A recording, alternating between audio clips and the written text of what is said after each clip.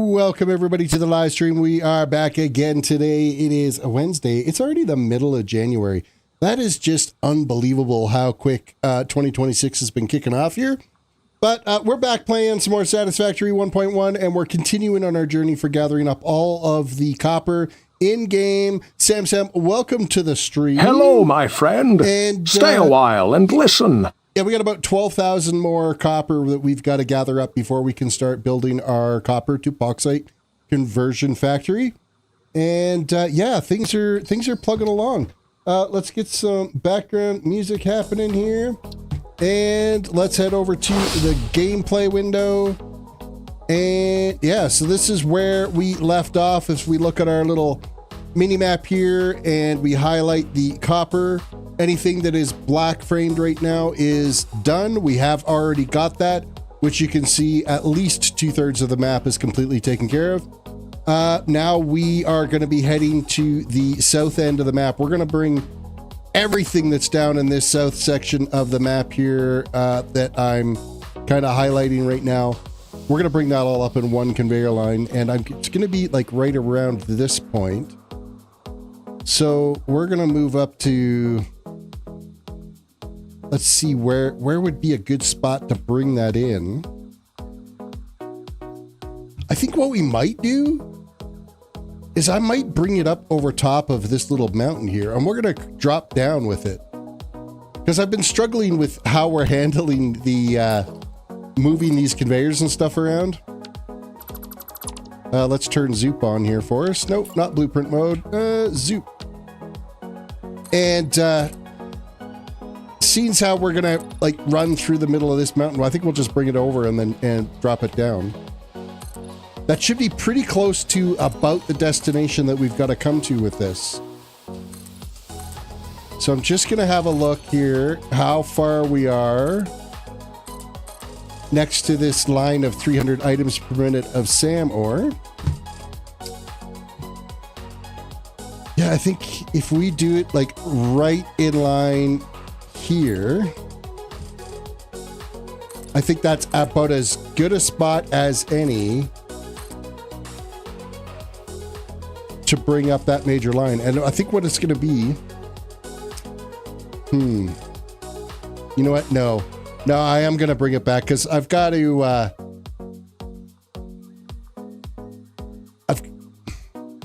I'm kind of struggling here as to how I want to deal with it. Because I don't know exactly how many lines it's going to be. And if it's too many lines, it could be a problem if I bring it up over top. Screw it. We'll bring it up over top and we'll deal with it at that point. Where are we on the mini map here? You know what? We're still not quite far enough over.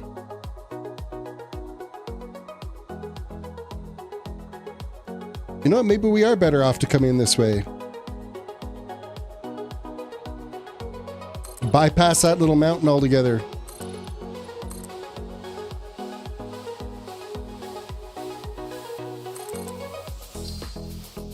How are we? Yeah, this here is about the center spot. Yeah, we'll bring it this way.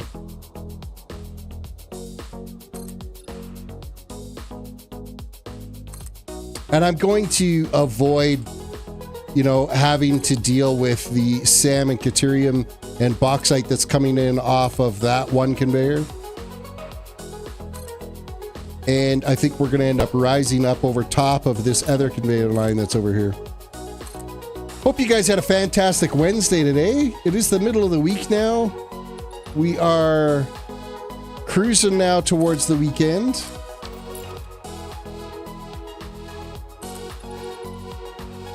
And we're going to get a bunch more Satisfactory playtime in before the weekend is upon us. There will not be a stream on Saturday night. I'm going to be busy Saturday night, so that won't be happening. If it does happen, it's going to be like way late. But I should be able to maybe get away with one on Friday night. And tomorrow's kind of touch and go because Thursday nights I always stop at my mom's place and help her out with a few things. Not sure what time we will get home from that before you know, I can hop onto the computer and get anything done. Quick reminder, everybody, reach down, hit that like button on the video, subscribe if you are new to the channel, ring the notification bell so you can be notified when I've started another live stream or I've uploaded a new video as we continue on our Ultimate Screw Factory progress. This is part 3 now of having to go out and work on getting all of the copper. I'm going to take this foundation line all the way to basically the edge of the water, or even where it drops off into the void. Because one way or another, we're going to have to bring all of the copper that's out here in line, and we'll run it in on this feed. I'm not even entirely sure how much it's going to be now that we've got this end of the map uncovered. Let's have a look. Oh, we've got a hot number here. We got what, 1, 2, 3, 4, 5, 6, 7. Oh no, you know what? That looks like it might be a couple more. I think there's like 2 nodes here. 2, 3, 4, 5, 6, 7, 8, 9, 10, 11, 12. There's 12 nodes in the bottom part of the map here.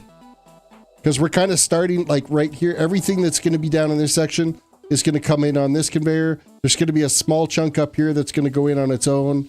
And then there's some stuff on the north side of the highway that we're going to bring in on 1 or 2 separate conveyors. But this is going to be a pretty good chunk. This might be, again, maybe another 5 or 6 conveyors high worth of product coming in on here. And you know what? I think we're going to drop down here at this point.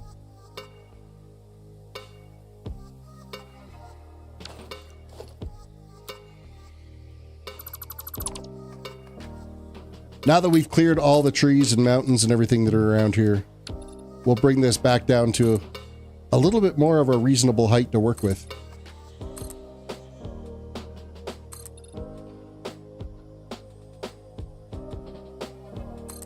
And that should be good there. We'll zoop out.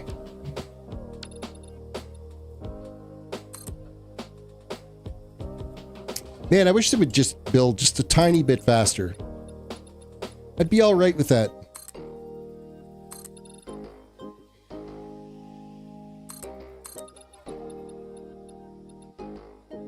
And traveling a little bit faster without having to build like hyper tube cannons to shoot myself across the map.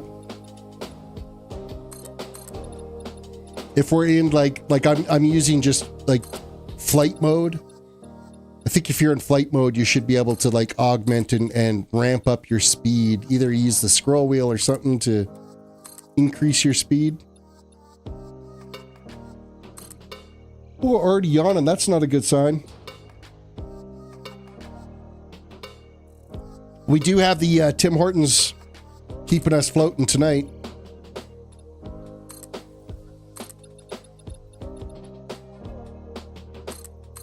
A little Java juice. Try to keep the brain sharp-ish. As sharp as this brain can be anyway.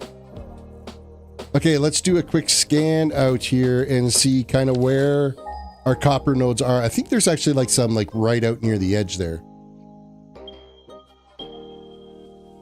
There definitely are 500 and some odd meters away. So we will just continue to build out this way.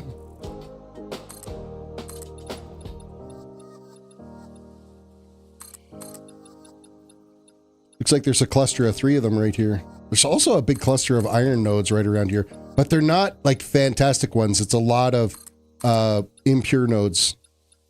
And I think that's kind of what we're gonna run into normals and impures out here. I don't think it's gonna be much in the way of pure nodes. Okay, I think that might be our product right there. Okay, so we didn't need to come quite that far. Yes, we did, because that one's still out there.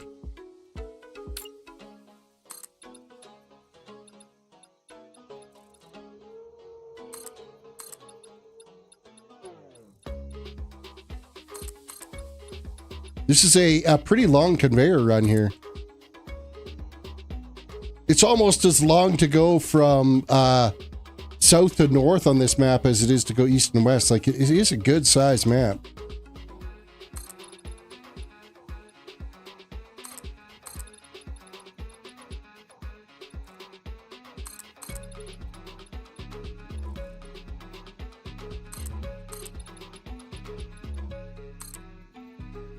Okay, so right around here somewhere there should be a copper node for us to grab.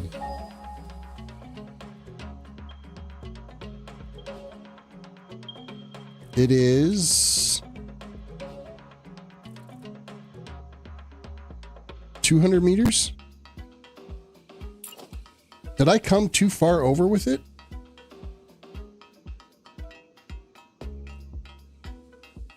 It's this node right here. I think I brought the foundation too far to the south.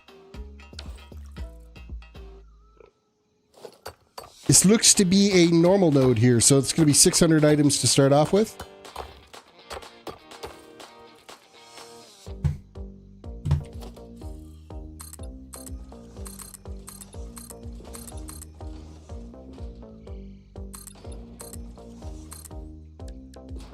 Okay, let's go vertical with this, and then we are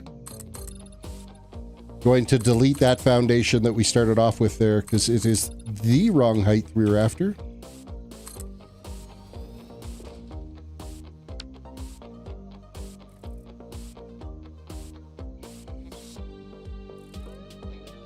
Moving so slow.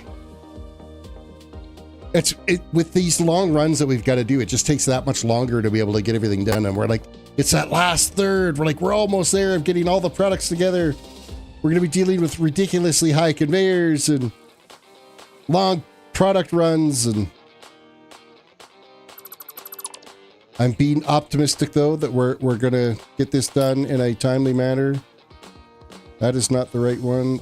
Does that looks straight, right? If I zoop out that way, I think that connects.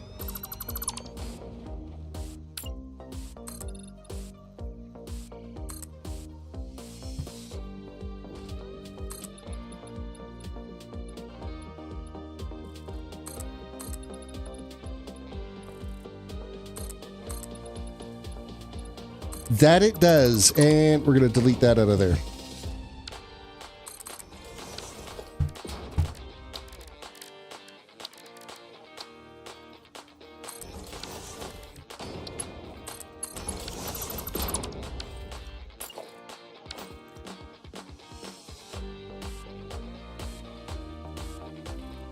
There is, like, this is another, like, this south end of the map here. It is another starting zone that you can start in. But you're dealing with a lot of, like, impure and normal nodes. There's not a lot of pure nodes. So you end up having to gather, like, quite a few of them up. But there is a fair amount of everything available here. The only thing I think that you're really shy on is you got to go, like, a fair good distance that way to get any oil. And I'm not sure, but I think coal is a little bit sparse out this way. 1, 2. 2 nodes are kind of showing up here, so doing like coal power generation and stuff out here is a little bit on the tough side.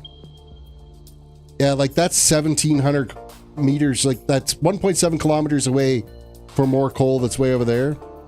But there is, like down in that area over there, there is a bunch of oil that you could technically go after. Is it oil? Or is, no, there's some coal back in there too. But it's not like really readily available right here for you to build. So you're doing a lot of biomass burners, and then you kind of have a little bit of a jaunt to go somewhere out here to be able to start stepping out your power.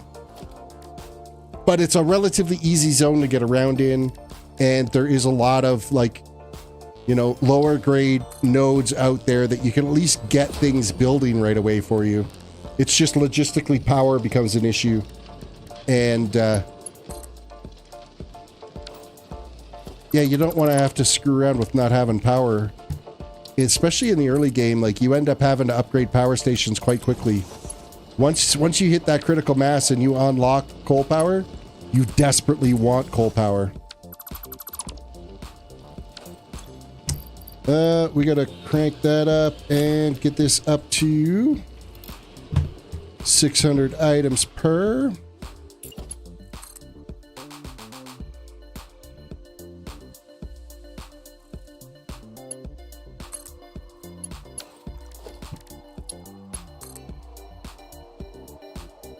Well, I guess that's one node done for today. Let's label this as well too, just so I don't forget. 600 items per minute.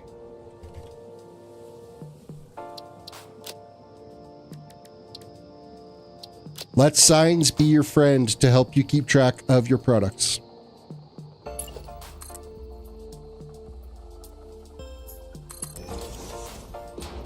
Okay, map time, copper.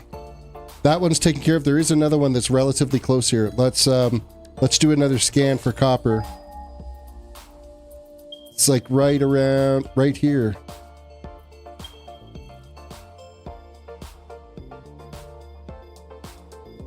And it is another normal node. Oh, convenient. Okay, we're going to take out the little nubbin.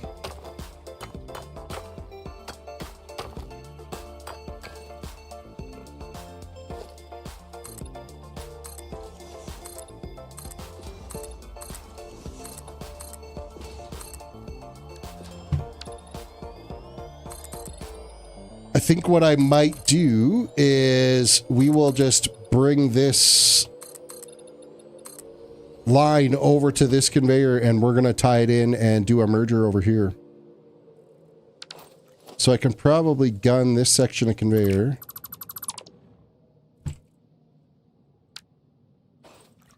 You know what? We're even going to gun this section. We're going to throw our merger right here. And since they're both going to be 600 lines, I'm not going to bother using a priority merger. And we'll zoop this over.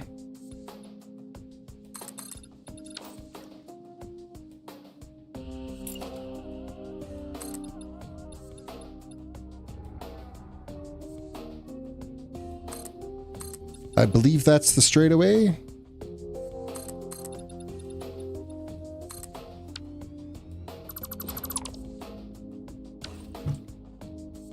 Perfect.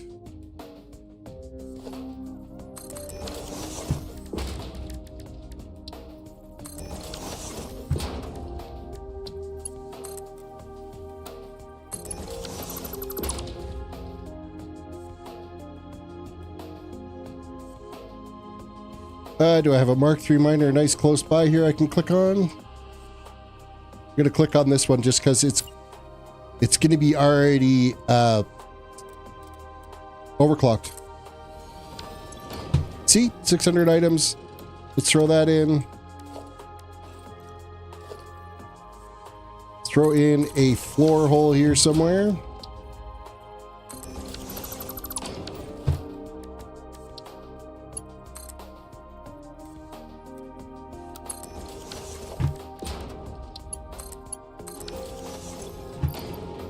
And the last little bit could get thrown in.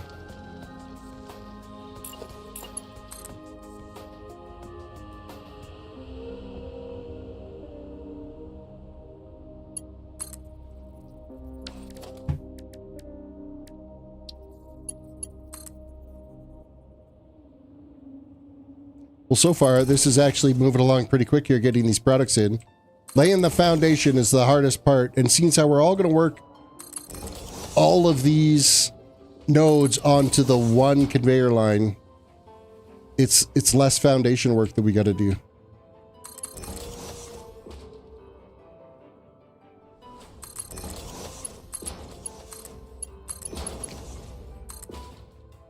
Okay, so this is a full 700 or 1200 items on this. Let's throw some throughput monitors on this. input 600, input 600, output 1200.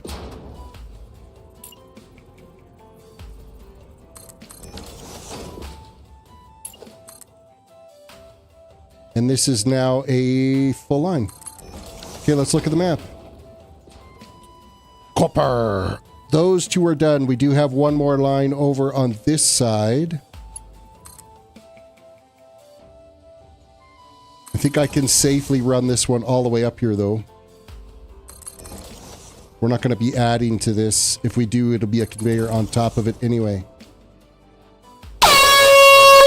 Oh, son of a tall terrace. Thank you for the air horn redemption. Welcome. Hello, my friend. Stay a while and listen. Every freaking time.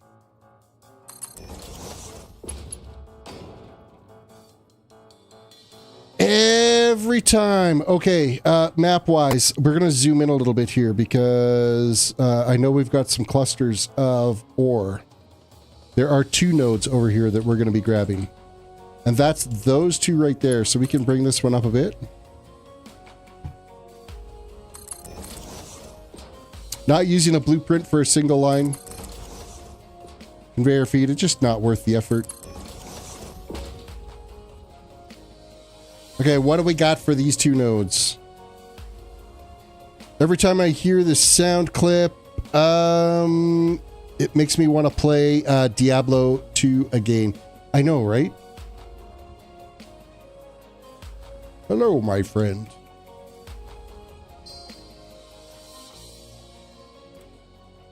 I gotta get the, what is it, Nintendo that has the, or Zelda that has the little wisp, so it's like, listen, listen. I should get that sound wave as well, too. Why you know exit, why escape?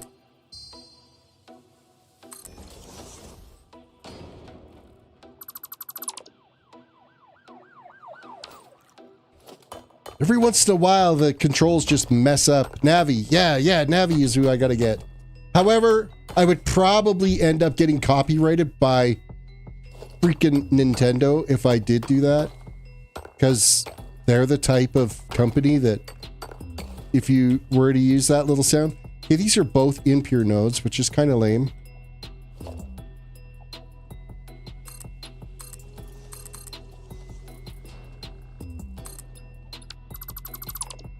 Blizzard doesn't seem to care, but Nintendo can be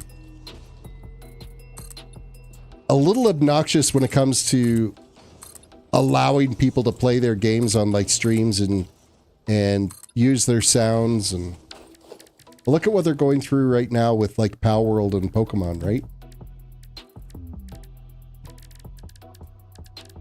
Production.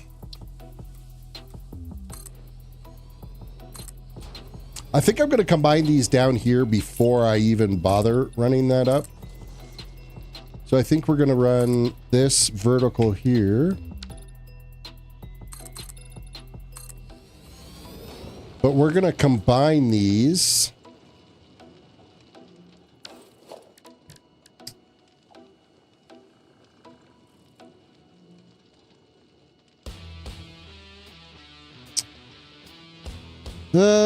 So many people are mad at Blizz at the moment with how long the Burning Crusade pre-patch update took. That's not the only thing they're mad about. They're going to be killing, in retail, they're going to be killing add-ons. Like a lot of the add-ons for like weak auras and deadly boss mods and a lot of the announcer type things and stuff like that. They are changing how that code is, and they're removing the ability to be able to mod and set up alerts and stuff with it. So that's drastically going to change how people raid. I mean, it's going to go back to having to learn a fight rather than listen for taunt now or move now because of some splash effect or something like that. But still, it's gonna cause some outcry for sure. Okay, that's going to go like this, and then we are going to elevator this from here to here, and then we're going to 90-degree these two bad boys.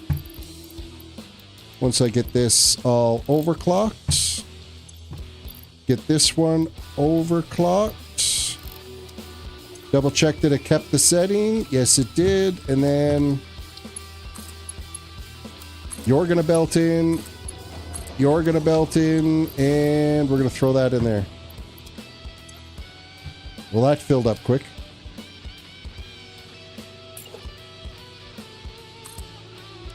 That's definitely, you know, killing mod capabilities in games. I don't necessarily know that I 100% agree with that. I think you could have servers with certain restrictions or challenges or something with certain restrictions, but I'm fine with that, since if you want to raid or run any Mythic Plus in retail, you have to be already have AOTC or 3,000 plus raider to score, but you won't get a group without having them. But to get them, you have to find groups. I know, right? I don't know. Retail's kind of broken. I brought it back for a little bit, but then I canceled my subscription again. I'm just like, no, I don't know if I could bring myself back right away. Like, I tried doing that series of comparing retail with classic, and I think I might just do, if I do it, I might just stick with playing classic.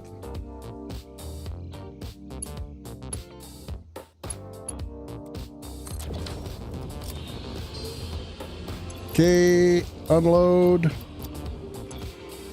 And that's already full again. Okay, so this is now 600. I'm going to throw some throughput modules on here. Throughput monitors. We're going to put those on. One on the output side up top. We're going to label it as also at 600 items per minute.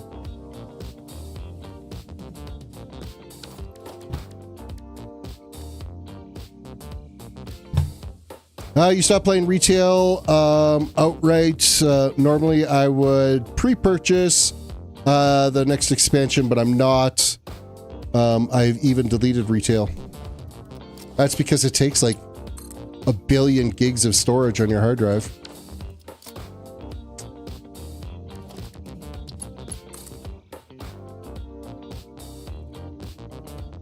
Okay, I'm going to bring this line up first. And then I got to figure out where we're going to place our lift or our riser. I got to put this riser down first.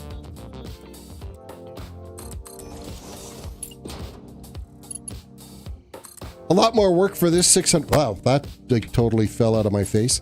A lot more work for this 6,000 or 600 items per minute than it was for the 1,200 we did over there.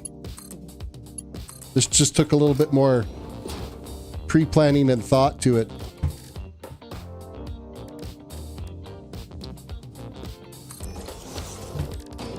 And we are gonna label this as well so I don't forget what we are dealing with, and I'm gonna put it right at the corner.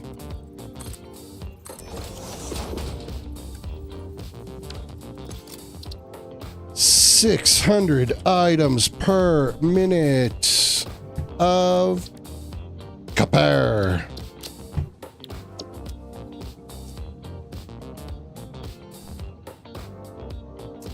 It's not even space I care about. The last 3 expansion packs have been the exact same, but with a reskin to make it look new. Yep. I wish Blizzard would take Classic, redo it in the Unreal Engine, and release it as World of Warcraft 2.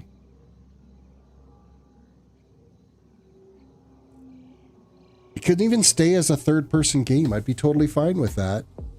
But in something modern looking and not a 25-year-old graphics engine. I don't care if, people that don't have a reasonable computer can't play it. I honestly don't care. I know this might sound elitist or something, but you know what? It would stop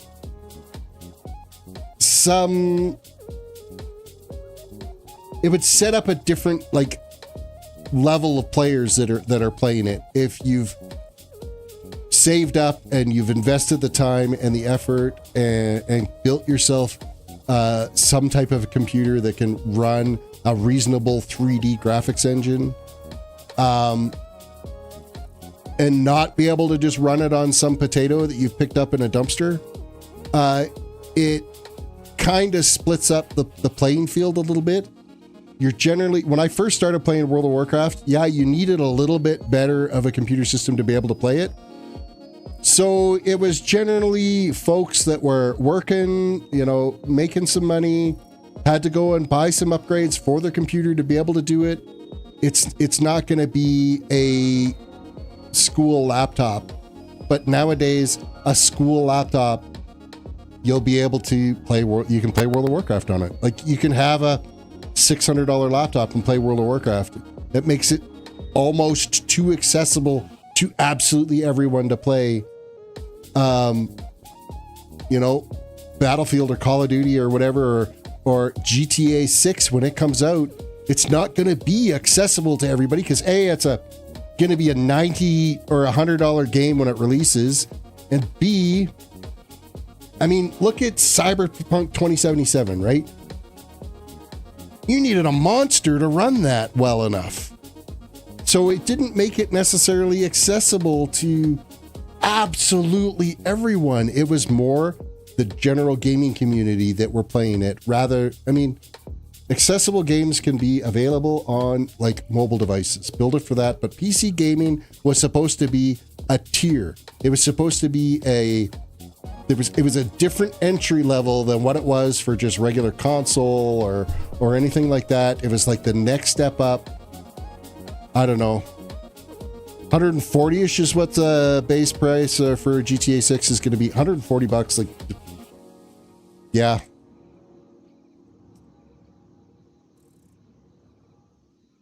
I'm kind of okay if it's not accessible to everyone to play right off the bat.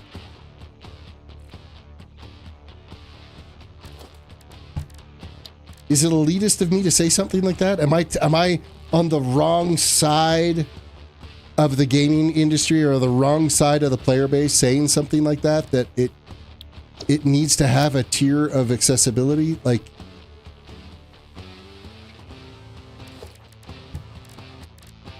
I don't know. I don't do my streams for kids, and I'd like to be able to play games where it's not absolutely chock full of kids.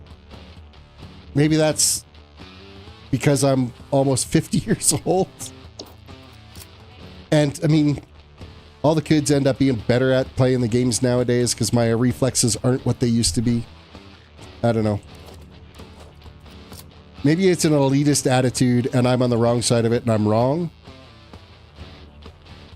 But I'm all right with having, when I started playing World of Warcraft, I was, a married guy, we working a full-time job, and, I spent some of my money to build myself a gaming computer so that I can play World of Warcraft, and I spent some money to buy the game, and I spend money to pay the subscription.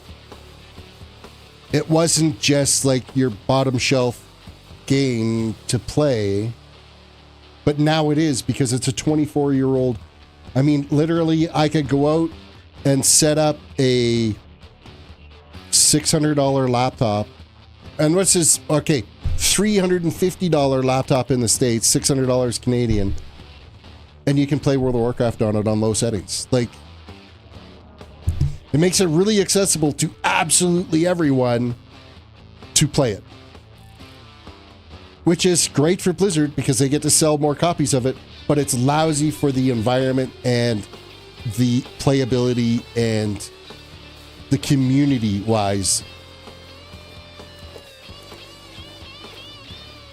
I may have just stuck a stake in something on my channel, and I may have alienated half of the people that have subscribed to my channel, and I may have pissed off the entire gaming community. I don't know. But it's a stance that I kind of want to stand by, and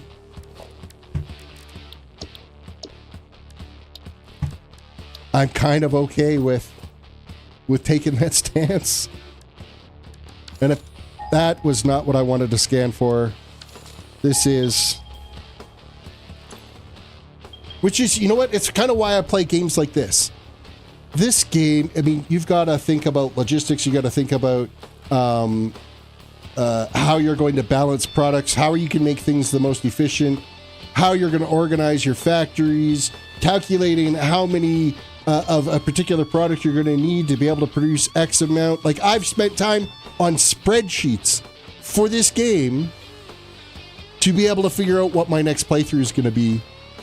I'm a little bit of a nerd when it comes to playing this game, but to spend time on a spreadsheet to figure out how you're going to play a game. Okay, that's a different tier, a different class of gamer. Like, that's not just I'm picking up a game and throwing it in my freaking Nintendo or in my Xbox or in my PlayStation, and you know, or playing it on my Switch. Like, it is different. My gaming mentality has evolved over the years as I'm getting to become an old fuddy-duddy. Now, that's not saying that I wouldn't go and I pick up Minecraft again and start playing it. But again, when I was playing Minecraft on SMPs, they were SMPs that were, you needed to go through criteria to be able to get onto the server. It wasn't just open to everybody. And we have another copper node here. I'm spending too much time on a rant, and I need to be focusing on building, but I guess it's enriching the conversation. Am I wrong? Like, is any of you guys in chat kind of think the same way I do? That it's kind of nice to be able to log on and play any type of game where you kind of don't have to deal with varying maturity levels?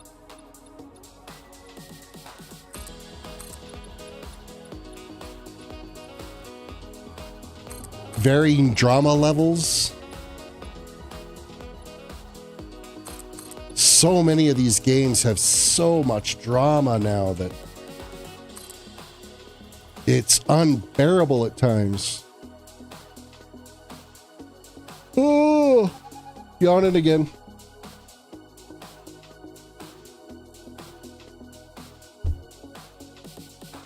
Instant influx of caffeine.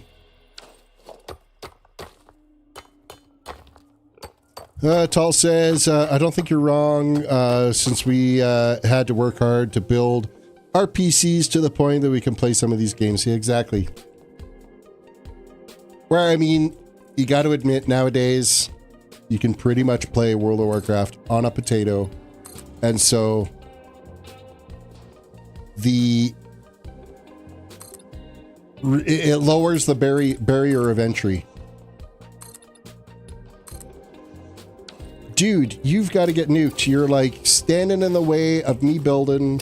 I don't know if that was close enough to kill him. Oh yeah, it did.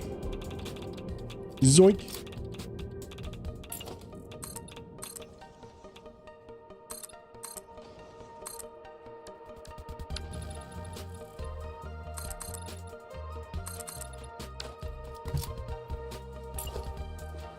Which I think, you know, as much as I hate the fact that the price of RAM is what it is now, that's another barrier of entry that, yeah, that's just not everybody's going out and dropping money on RAM or on graphics cards now. With that said, it's kind of really hurting the PC gaming industry now, because you shouldn't have to build a $3,000 computer to play video games. I'm all right that if you spend an $1,800 on a gaming, I think that's because it's an investment you're going to be using for 3, 4, 5 years, right? I upgrade my computer, I would say about every 5 years is when I upgrade my computer. So, and even then, I don't necessarily have to do a complete rebuild every time. Like I've been using this one now for a year. I have no desire whatsoever to upgrade anything in this box. And I'm now 3 generations behind on the processor. I got a 14700K.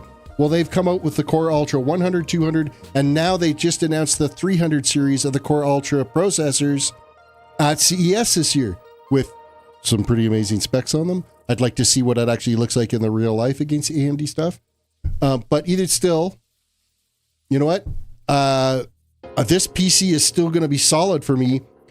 I'm playing 1440p at my monitor set at 165 hertz, and I set my game to match what my monitor can do.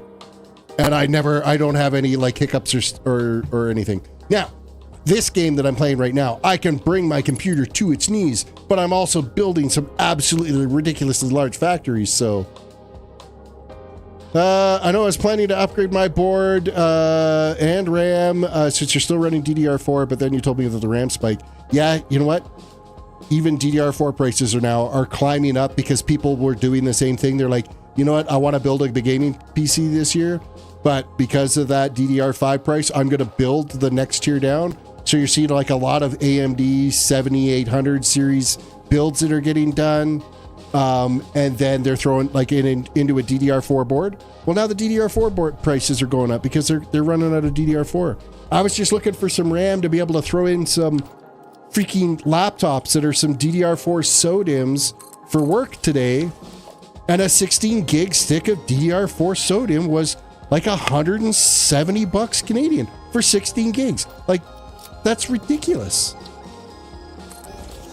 I was paying $70 a stick for that 2 months ago.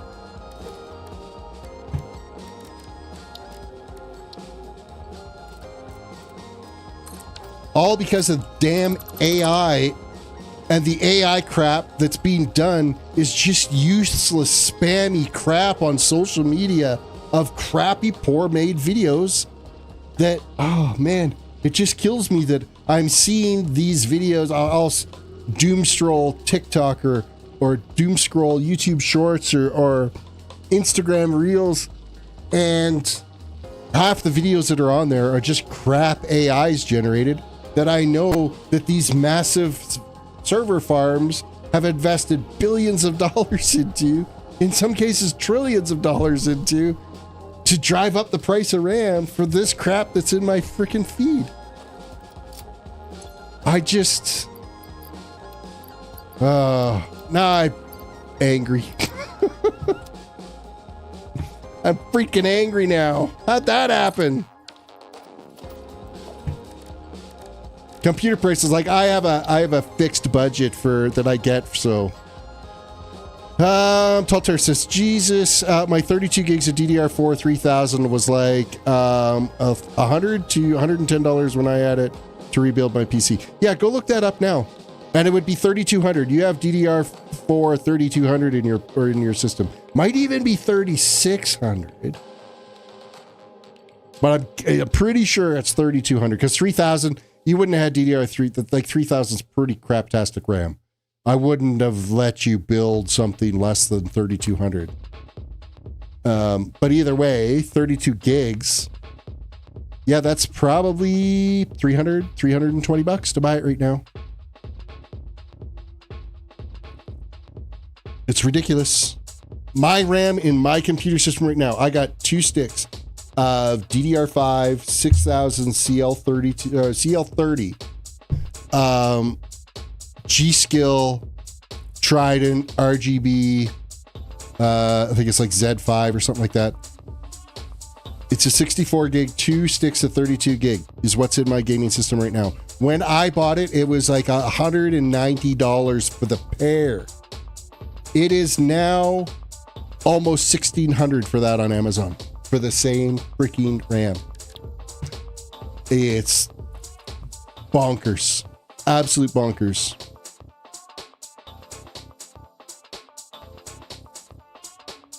DDR4 2400. 16 gig. I really? Really? I'm surprised that it's that slow a RAM. I can understand why you upgraded though.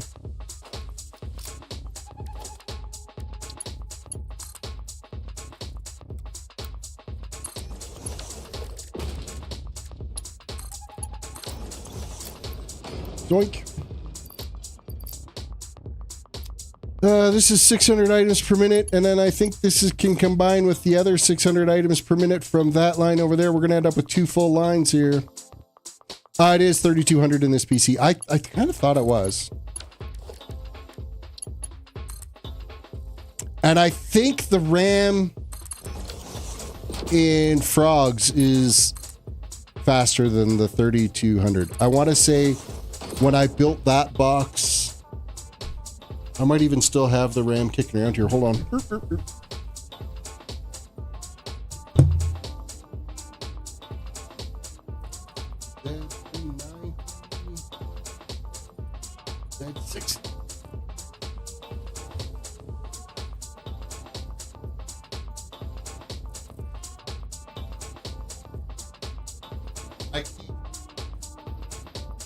Too far away from the mic, but I keep all the boxes for everything that I build.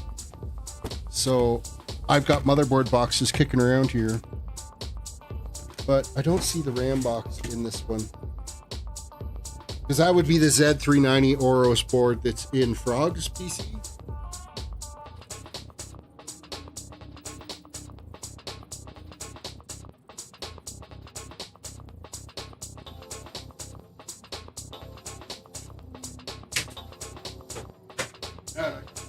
All over the place now.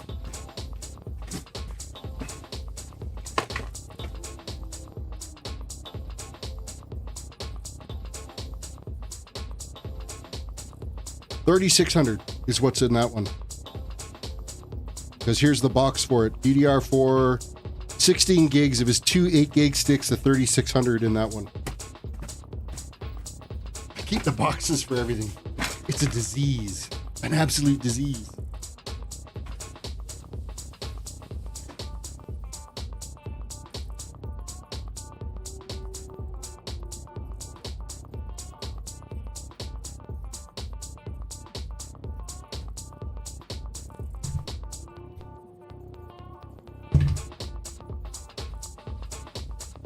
Oh, yeah, you've already gone and said that, yeah, it was 3,600.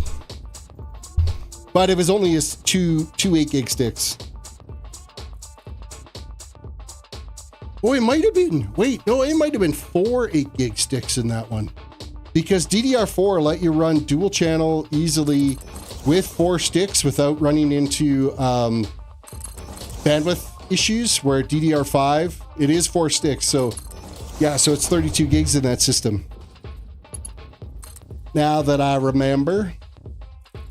Because with DDR5, man, it does not like running 4 sticks of memory because of the amount of bandwidth that it ends up taking. It just, you can never get what the clock speeds or what the hertz ratios are on them. So you're better off going 2 larger sticks, running it in dual channel rather than 4 smaller sticks, because you won't get, like I'm running with 6,000 megahertz in here. If I put in 2 more sticks of 6,000, I'd be lucky if I could get like 5,400 out of it, probably 5,200 more likely. So you end up spending money on RAM that you can't, like speeds that you can't use. We're going to blueprint build this. Quick reminder, everybody, reach down, hit the like button on the video, subscribe if you are new to the channel, ring the notification bell. And sorry about my entry level of gaming rant.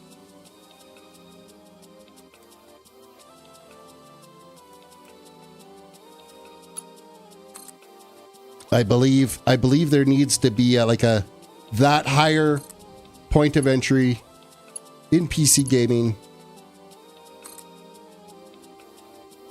to differentiate the communities. That's why I was really I'm not necessarily a huge fan of cross-platform gaming, like being able to, when you started to be able to play, like for instance, Fortnite, where you could play it on PC and on console and you could play against each of them. Just because it's a different type of play style. It's a different type of gaming for someone that's only ever brought up and played on console than it is somebody that's gone through the PC gaming environment. And I mean, there's lots of people out there that have like, hey, I want to get into PC gaming. Oh, I've been a gamer for years. I've done everything for console. They get into PC and they realize that, wow, this is a different mindset when you dive into PC gaming.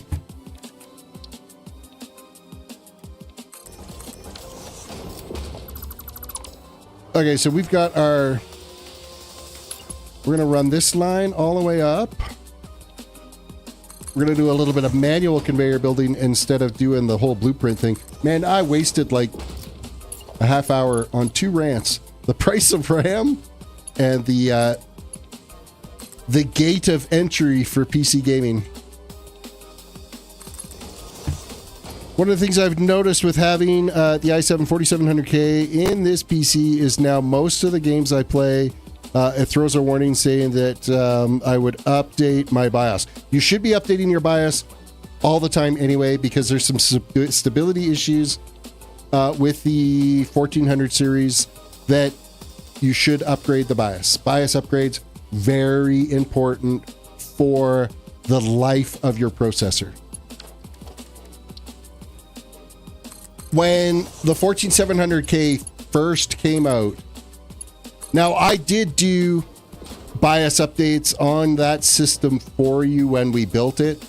So you already have the minimum BIOS you need to be able to protect that processor. So you should be okay. But it's a Gigabyte board that's in there, right?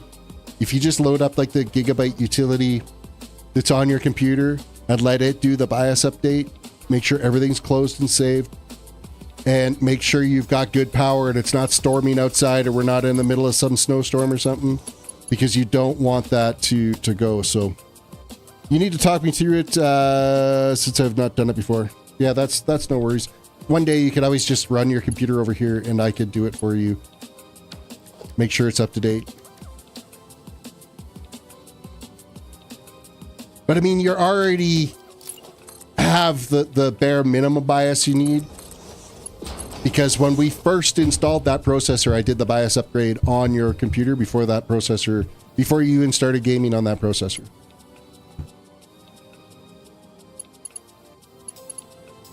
Okay, so this should be,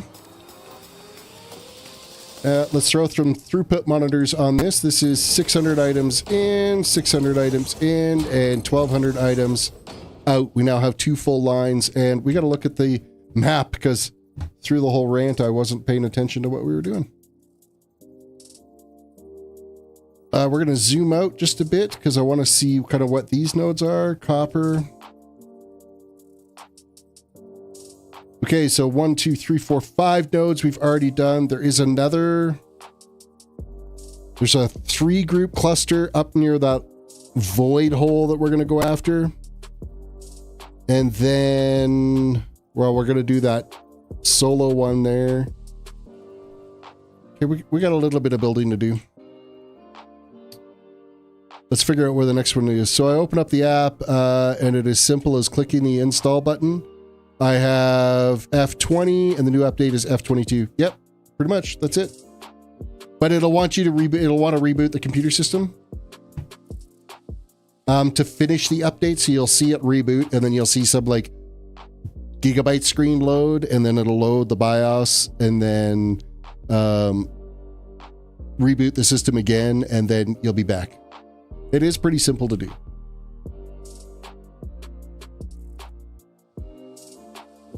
Copper. I already went too far. Okay, so we're gonna zoink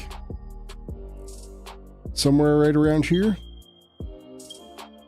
300 meters. 200 meters.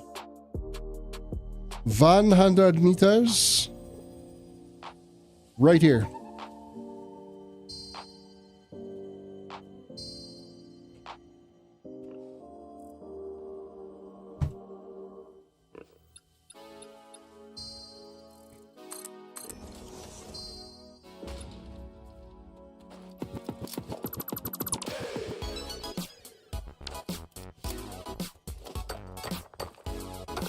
Again, I ran into that same issue where the interface was like not accepting my, there's something I gotta be clicking or doing that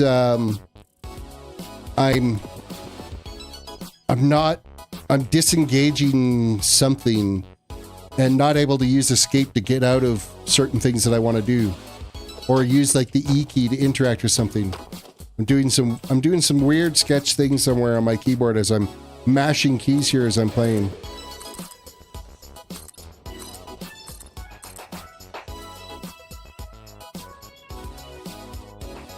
Okay, we are directly under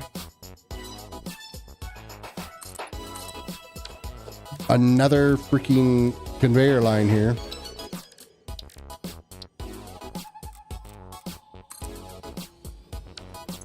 What do we get here? Oh, this is a normal node.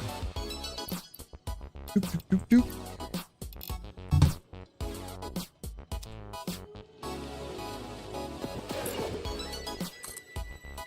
We're going to bring this up just a little bit so that we can shoot it up past this chunk of rock, and then we are going to zoop out this way so that we can avoid that conveyor.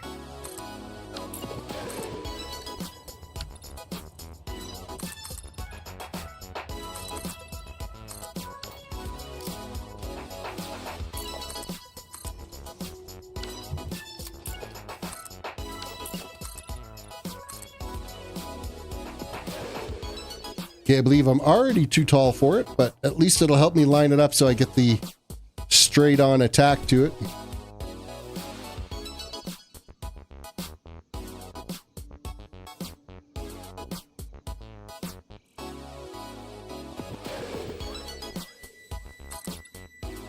And it's not that. I think it's this one. Zoop. Yeah, that looks to be lined up.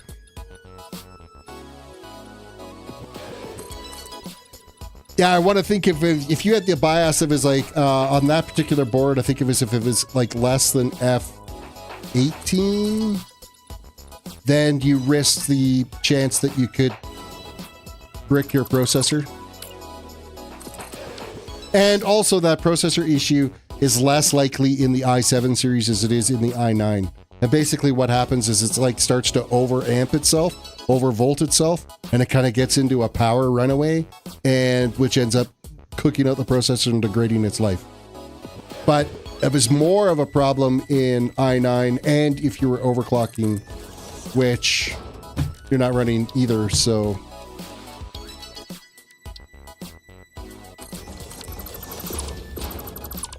I'd say once a month I fire up that Gigabyte app and I make sure that I have all the drivers and stuff updated.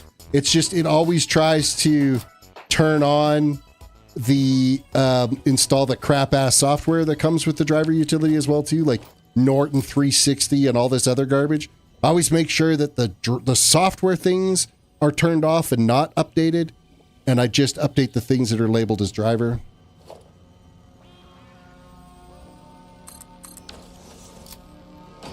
And it always tries to force that freaking software install on you. And it's like, no, I don't want that. The only thing I keep up, I do keep installed on mine is the Gigabyte RGB Fusion. So I can control all the lights of my, it controls my desktop, it controls my RAM, it controls my graphics card, it controls the RGB on my cooler and everything. So everything's all synced.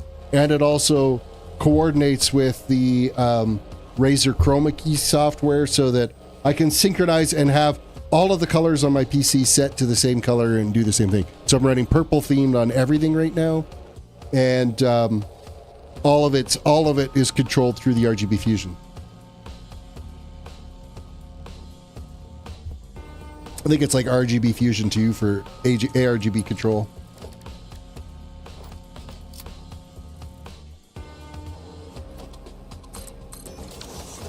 I do not believe I have to put a second floor conveyor hole on this one. Is this just a short run?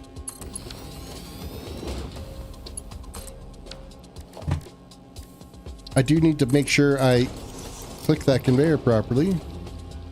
That's full.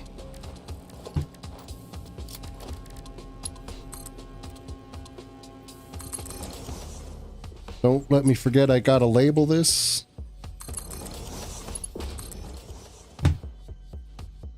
Labeling is important.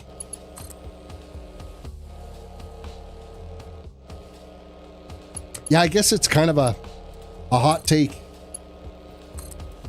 It's where I've kind of set my stance on having that higher level of entry to be able to get into PC gaming versus console. Or, you know, low end, like games that have been out for 15 years, 20 years. Those ones, obviously, what our computers are capable of doing nowadays, like some of the AGPs that are available with your integrated chips now on some laptops, the onboard GPUs are pretty darn good. Like they'll do some, you know, fairly reasonable stuff on, you know, lower mid-tier game titles.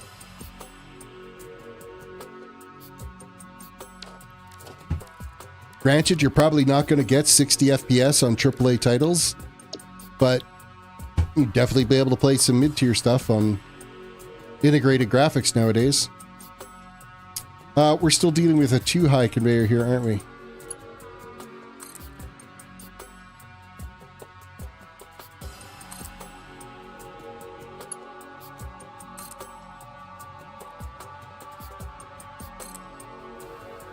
Now, I also understand with the stance that I've kind of taken on, you know, it's okay if the barrier of entry is higher in PC gaming than what it used to be. That it will eliminate the opportunity for some, you know, hardworking people to not be able to partake because gaming's expensive. Like, some people can't, like, there are other priorities versus hobby gaming versus, you know, paying rent or putting groceries on the table. It's understandable. And I feel bad for that, but again, that's where the secondhand used market really does play a major role in making that barrier of entry achievable for a lot of people.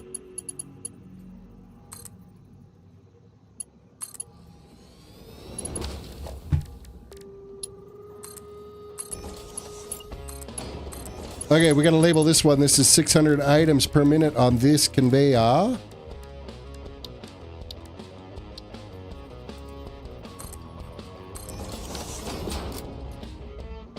Hello, label. 600 IPM of select our material. This is parts and copper. Select. Done.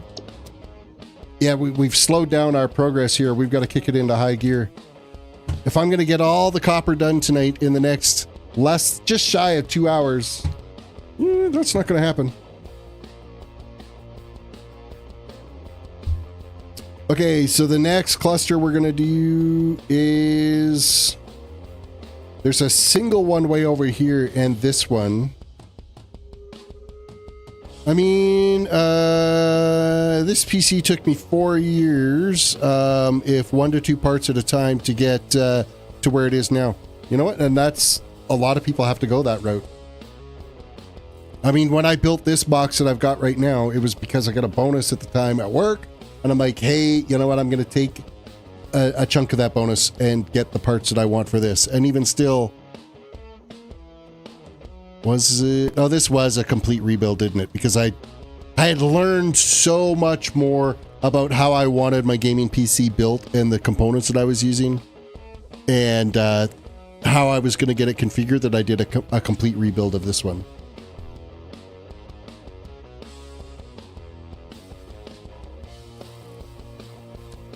Okay, so where is this other couple of nodes? There's going to be like here and out here. So this is...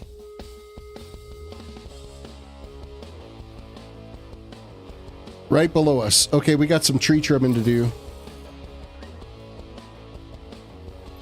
We're going to throw one that way.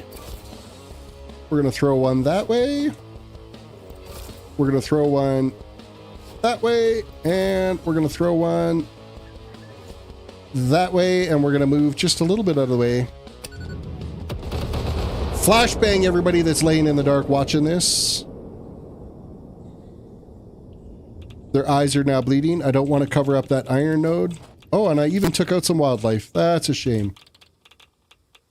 And things are a little toxic right here.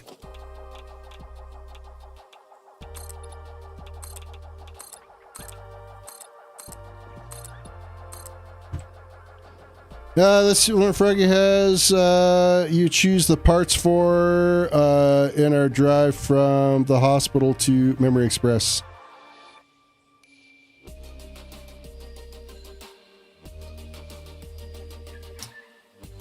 Yeah, that's the one that Frog's using right now, is the one that I built back, and that was 6 years ago. So it's every 5 years is kind of what I'm aiming for, because I've had this one for about a year now. I built this one last year, and then that one was in 2019 that I built that one.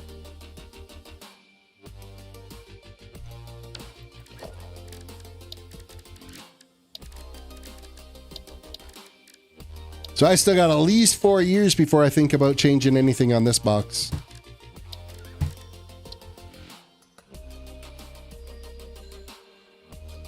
Clicky click. Where's my node? Why are you not clicking the node? There you go. Oh, no. Right there. And this is another normal.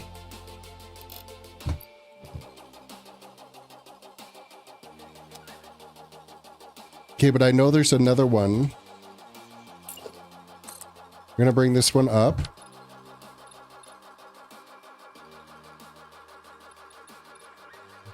Big Buddy Bands, welcome to the stream. Hello, my friend. Stay a while and listen. If you're just hopping in now, it's because I didn't, or you're just popping into chat now. If you were here earlier and I didn't notice, I'm sorry. I see you're checking on your points.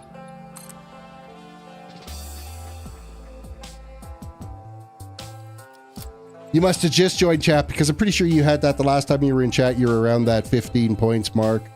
Maybe a little bit more, but I think you might have spent, you spent on one of the things. Can't remember which one it was. Okay, I know there is another copper node out this way somewhere. You just got here. Okay, perfect. Thank you for coming back. This way. 500 meters. It's going to have this great big huge stupid mountain in the way, isn't it? Yes, it is. Oh, son of a... Yep, button's working.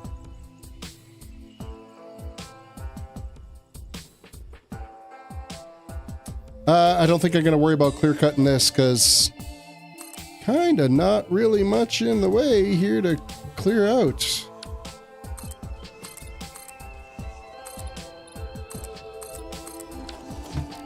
But we are going to throw a node or a miner on this. Oh, this is a pure node. Amazing. And we're going to go vertical with this. Does this... Can I bypass the mountain range here?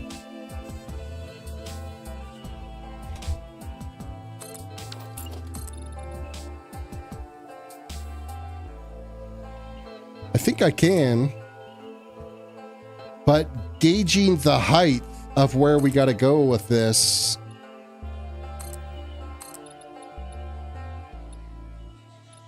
Okay, we're just going to go right with there. And then I'm going to clear cut everything on the top of this mountain. I'm going to blow just everything off of it. And then we'll come back. Hey, I didn't brick my PC with the BIOS update. Great. Now your game shouldn't complain that you need a BIOS upgrade.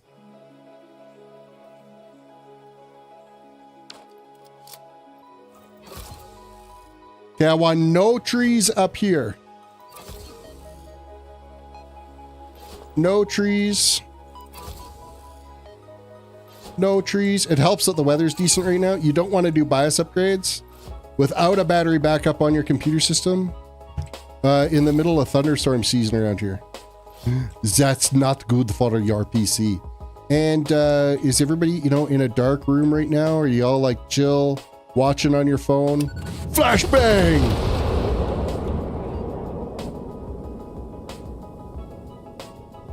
God, I love doing that. The nuke is amazing.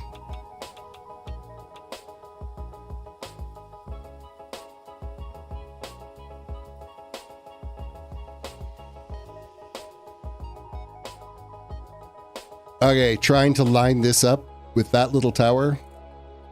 It's not going to be easy. Okay, here we are. Building. No, it's not that one. Well, that looks pretty close. The battery backup is the next thing we need to get for our PCs. Absolutely. Like your sister got me the one that's on my computer for my birthday last year, I think it was. And I mean, it's not a glamorous thing. It's not something that you put out on display. But man, when you put the money that you put into something like one of these and you don't have it, eesh.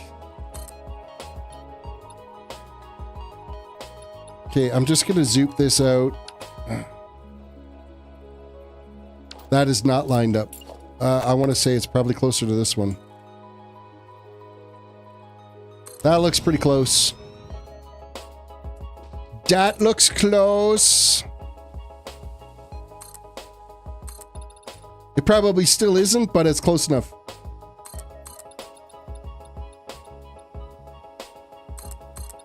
And we're dodging the mountainside that's here. I would recommend a battery backup for absolutely anyone that has put any money other than like some secondhand stuff off out of like Facebook Marketplace that you spent like $100 on. You know, don't worry about putting a battery backup on that because it's going to cost you more for the battery backup than what the computer's worth. But if you spent some time and energy and effort into your computer,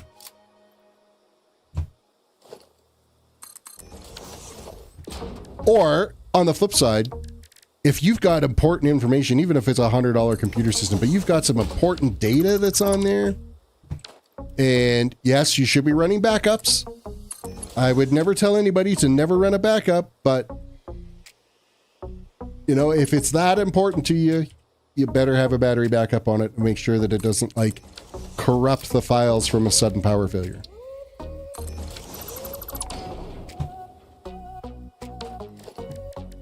Hard drives, especially like solid state drives nowadays, not as critical as what it used to be back in the day with a spinning drive. Spinning hard drives did not like sudden power failures because they don't get a chance to lift get the read-write heads parked and out of the way of the platter. It's a sudden power failure, and if you're in the middle of a read or write, you risk the chance of your read and write head hitting the platter and destroying your data. Sudden power failures on a spinning hard drive is not good. On an SSD, not a big deal.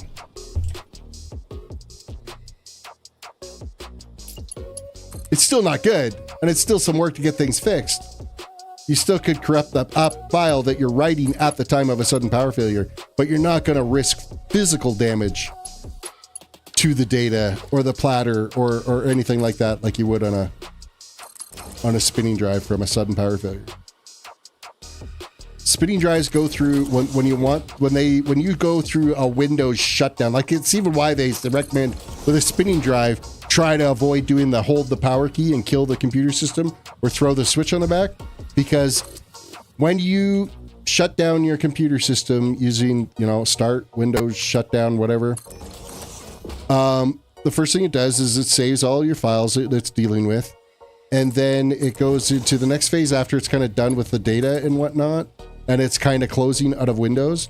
It tells the hardware, okay, I need you to go to a safe rest home position. So it parks your read-write head, and then it slowly ramps down your 7,200 RPM drive. It just is a more controlled stop than a sudden power failure is.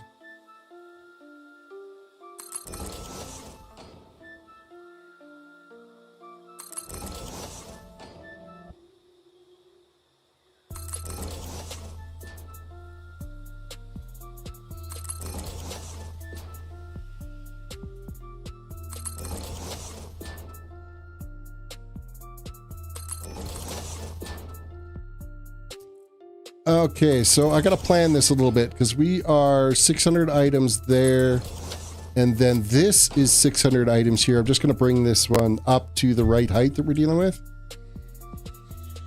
Now, I think I might just run this one straight over. I think we'll go up this way. Let's go vertical.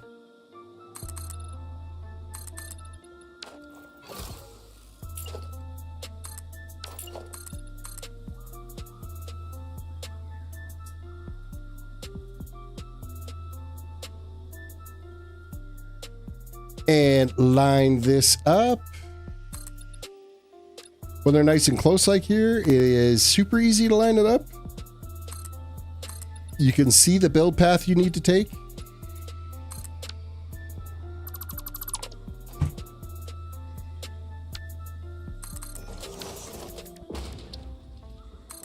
So this will be a 4 high merger that's got to go here. 1, 2, 3, 4. And then we delete out the bottom of these. Bye-bye. Because we are going to be bringing a 600 line in on this one, and then we can elevator this just like so. That's a 600 line in.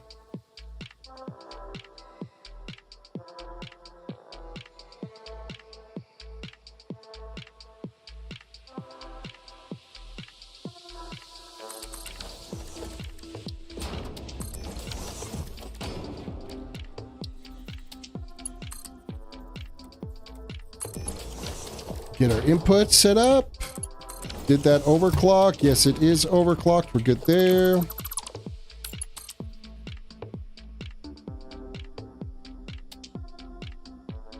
So we're now four more full conveyors we've added to our little production line here. So yeah, like if you were here for yesterday's stream, sorry if I just touched the mic and that went loud in your ear. If you're here for yesterday's stream, the highest I can go with my blueprint conveyor stack is 24 conveyors high, and we need 30 in total. So we're going to end up having to manually build once we get towards the end. We're going to be manually. Oh man, this is the last. I'm at 4 right now. I don't even know if I'm going to be able to use because there's still another cluster of conveyors over there, or of copper over there. We're going to be up over that 24 height. I guess we'll use the 24 to build out, and then we'll just add on top of it once we get to a certain point.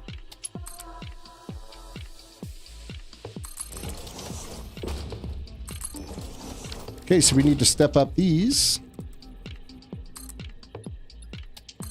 We're adding 3 more conveyors in.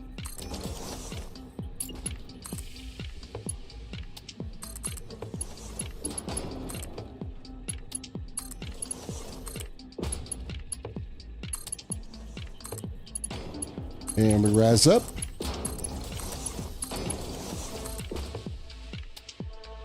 Do this first one manual, and then I might be able to fit at least one of our blueprints in here.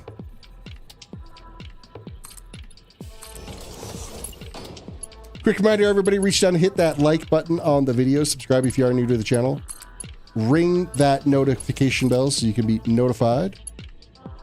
when I've either uploaded a new video or got a live stream going. Right now we're in a run of live streams because the project that the next video I want to do is going to take me a while to get it built. So we're live streaming that process to get to the point where I can actually make the video. Now, if you look at my save files here, which I'm going to throw a save on this, I've got different phases as we've been building of the areas where I'm going to do a clip record as I end up going. So once I get all the copper done, that'll be like record clip number 7 for the video. So I'll have a separate save file for that, and then we'll continue our build until the whole thing is done. And then it'll be one video of, okay, this is how I started and this is how it ended. Summary of the multiple hours worth of stream time versus a 45-minute video of the entire project.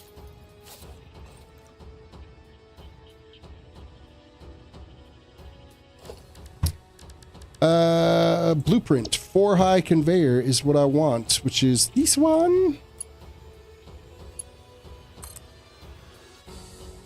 I don't know if I can get a second run of this.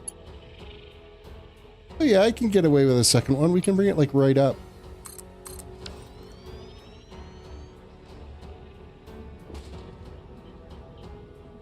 And then we'll manually build this next set. Right to here.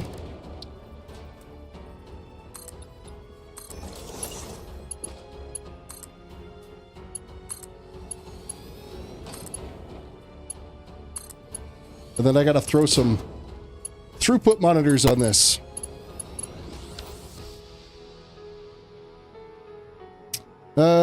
Big Buddy Band says, you're in your room, about to go to bed. So the flashbangs are probably, it's dark, you're probably ready to go to sleep. And then somebody goes along and does this right in your face. And your entire screen just lit up your entire face. You actually got a suntan from that a little bit. That's my goal in life, is to give you all suntans. I need my throughput monitor, which is this one. 600 in, 600 in, 1200 out. 4 full lines. Okay, we have, let's go back to our copper plate, our copper group. We have another cluster that is like due this way. And it's a cluster of like a few nodes together. Oh, where's that? Nope, that's off that day. Why did it not show up? It should be like right here. There we go.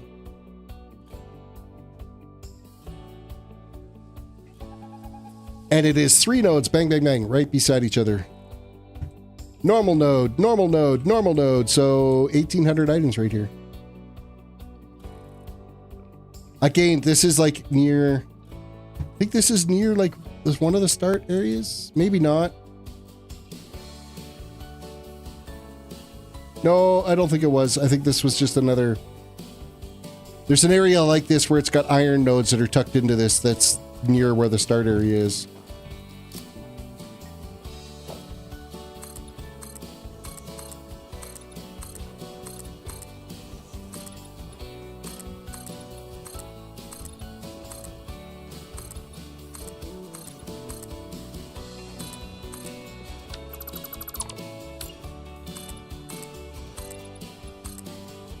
Okay, so how exactly am I going to organize this crap show here? Well, first off, let's get a miner down. Right there. This is going to be overclocked out. 600 items per minute. We're going to throw this miner down here. And we'll throw this one down as well. No, you know what? We're going to turn that one. It's going to be facing this way. We're going to go like this. We're going to go vertical here. So what we are going to do is on this. Logistically, we're going to throw a merger here.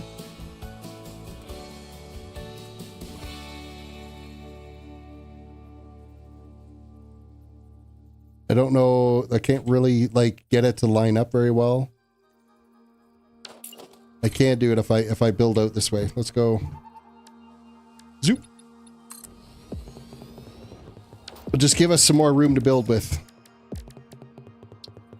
Conveyor merger. We're going to build it right on this line and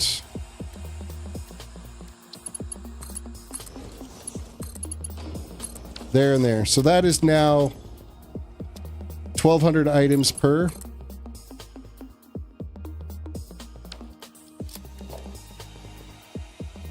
Then we're going to throw a... Oh, I just totally screwed up my hotkeys. Foundation 1. There we go. We got that marked again. This...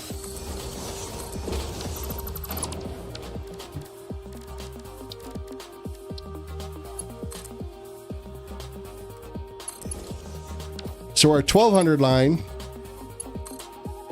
is going to come straight like this.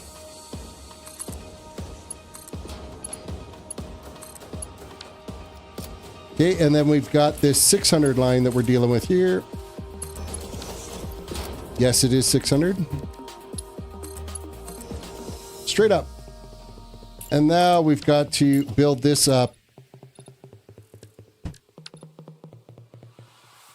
And of course, there is a freaking mountain in... No, it's not. I think we're up over top of it.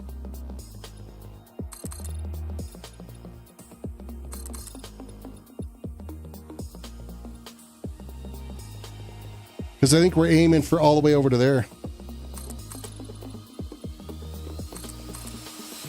Yeah, plenty high enough there, and then we'll shoot this conveyor all the way back. Man, look at all the freaking conveyor lines and stuff that are running around. I haven't even touched the iron yet. Like, there's 92,000 iron, 92,100 iron ore available on this planet, and we're going to be going out and getting it. Because we're going to need it to build screws as well. And then all the coal, just like 36,000, no, 42, 40, between 42 and 48,000 coal on this planet. And soup, does that... I feel like that is not lining up. We've got to tear this down.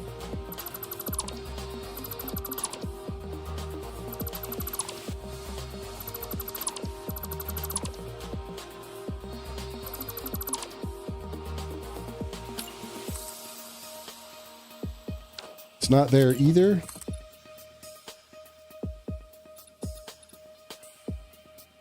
I think it might be... That kind of looks... That looks promising as lining up. Yes, no, maybe.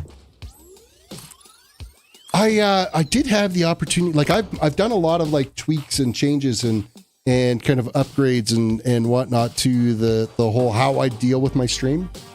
And I'm actually streaming now at 2K, which is way higher than I've ever streamed before. And I was watching my playback here of one of the streams here the other day. It's pretty smooth. Like, things are going like kind of okay. Like, I would say, like, picture quality, sound quality, everything kind of sounds like it's pretty decent. You know what's amazing? I'm looking at my specs right now. I'm looking at my PC performance from Streamlabs OBS. I'm currently using 2% of my CPU for this whole stream.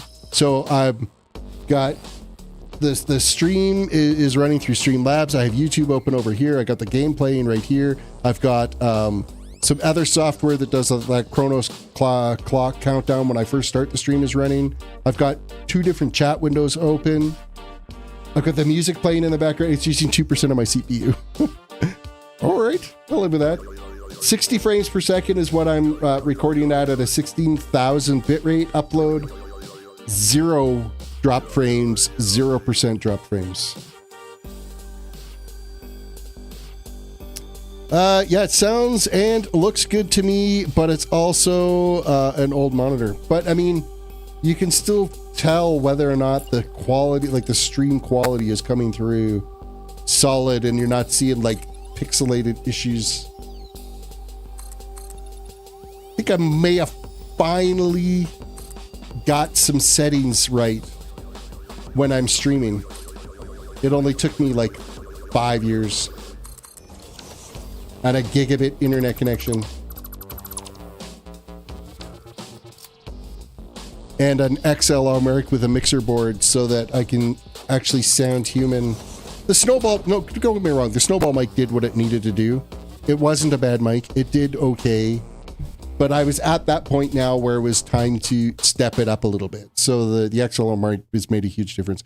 And this setup wasn't crazy expensive. Between the mixer board and this mic and the cable, it wasn't ridiculously expensive. It is still easily achievable for somebody that's wanting to get into streaming, which actually this brings me to a great little segue right now that sponsor, whatever you want to say, advertisement, promo, whatever I've got to put into the video to make sure that you guys know that this is a promo.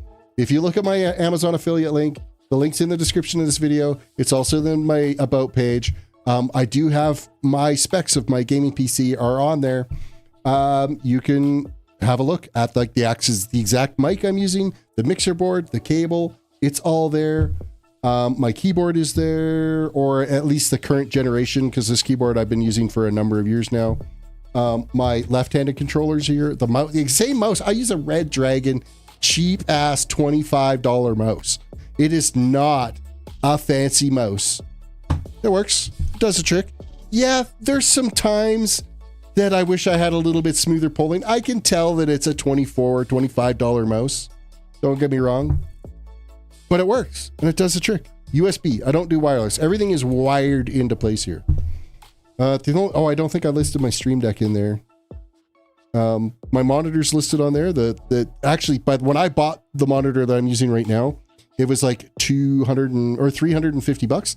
I want to say it's like $249 or $289 or something like that right now. Like, it's really come down in price. Monitors, that's the one piece of technology that hasn't like scaled with inflation, is monitors. They just keep getting cheaper and better. Like, even TVs, like, it's ridiculous what's happening with hardware. But that's enough said. Check out my Amazon link, and hopefully you can find something you like in there. And if not, I mean, obviously I've got all the rest of my hardware specs in there. And I'm sorry, the RAM, it's expensive, and I don't expect anybody to go out and buy like $1,000 worth of RAM. Video cards right now, NVIDIA did it to us. They upped the price of graphics cards, and it's not just, you know what? It's not just NVIDIA. AMD did it too. We're going to blame them too, because they have upped the price. And you know what? Intel's upped their price now. Hey, if you are looking to get into PC gaming though, and you want to lower that barrier of entry, and you see the alarming prices of an NVIDIA graphics card or an AMD graphics card, the Intel B580, it's a very competitive, good, like high quality 1080p graphics card, mid-tier 1440p graphics card. And it's way cheaper than getting into an NVIDIA card or a AMD card. And they've done some massive improvements in their driver configurations. So game performance is getting a lot better. However, you need to make sure on your motherboard, you enable, there's like an Intel memory thing that you've got to enable on your board. It's right on the tip of my tongue. What the hell's it called? What is that Intel memory thing on motherboards? Intel memory setting on BIOS is it's not the XMP, it's not Expo, it's flexible bar. You gotta, the flexible bar thing, you need to, Intel flexible bar, you've got to upgrade that. You got to turn that on for the Intel graphics cards to work well. And it's just like a checkmark setting in your BIOS.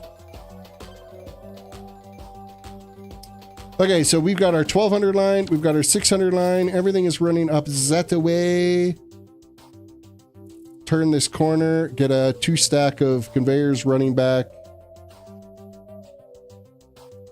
Resizable bar, that's what it's called. Enable the resizable bar.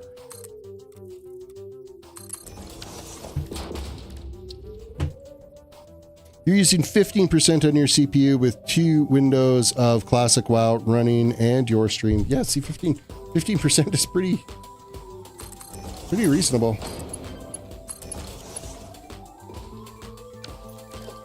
All right, blueprint 2 high conveyor is this one.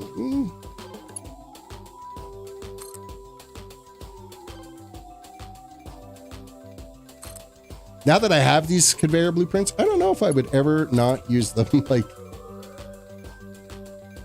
I do need to remember every time I create a new game save, like a new, like full-on directory structure for a game save, make sure I copy over the blueprints into them because they don't transfer between game save. They don't store the blueprints in like an overall game file. They're actually linked to your save game file. So you need to make sure you move them over.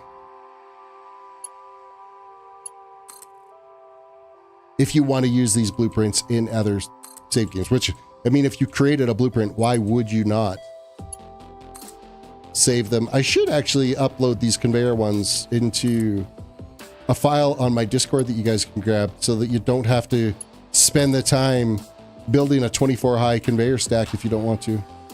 I mean, it's a simple I mean, anybody could do it, but if you could save the file and not have to spend the time building it, because, I mean, I wasted, like, I'd say in total, probably an hour's worth of build time.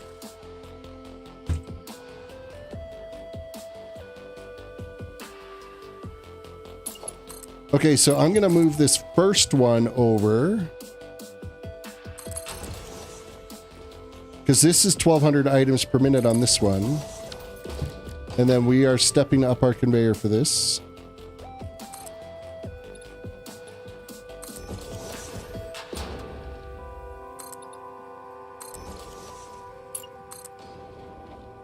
So you're going to go here, and you're stepping up. You're going to go here, and you're stepping up. You're going to go here, and you're stepping up.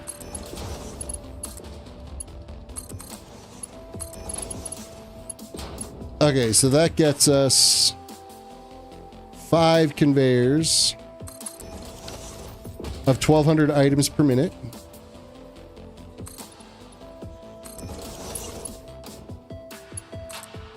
And then a 6th conveyor of 600 items per minute. But we still have more nodes that we're grabbing on this one feed that we're feeding back to the super highway of ore that we've got running through the middle of the map.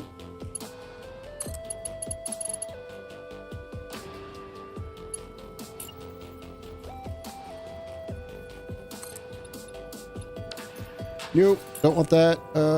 That there. We need to grab another one up here, like so. And we're going to spin this around, like so. And then we're going to elevator this, like so. Delete out this stupid little pole.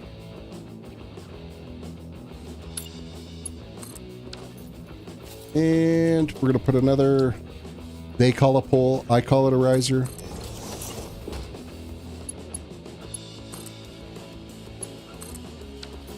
Oh, but you know, you do have to actually connect it and make it get on there. There you go. Okay, and we're going to label this as well, too. Where's my signs?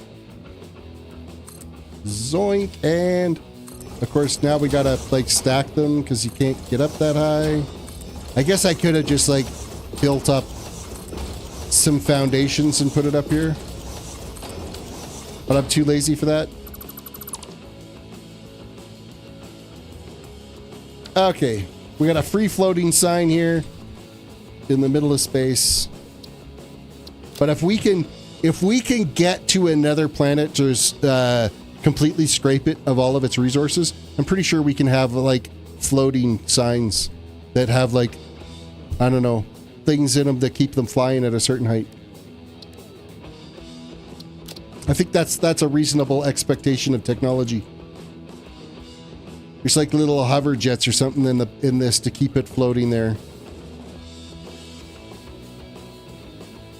Okay, so now we've got a 6-high conveyor spread. Is that what that is? 1, 2, 3, 4, 5, 6. Yes. Let's look at our map now. We're looking at the copper. So I've got two more, another cluster here, but I think if I look at our map, you know what? This is going to get included on this conveyor line because we're kind of drawing our line. Basically, is this ridge here? Is this ridge right there? So anything this side of the ridge is going to be feeding in off this conveyor line. Like we should be approaching another copper node. Like, oh, well, it's right there. I can see it. It is right here. And this is an impure line.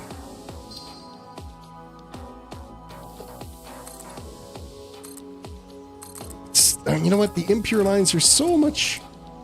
They kind of suck. Like, they're just as much work as every other line for a third of the product, or a quarter of the product.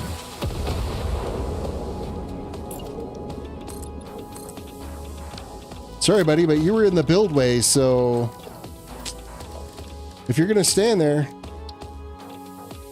you're going to have to pay the consequences.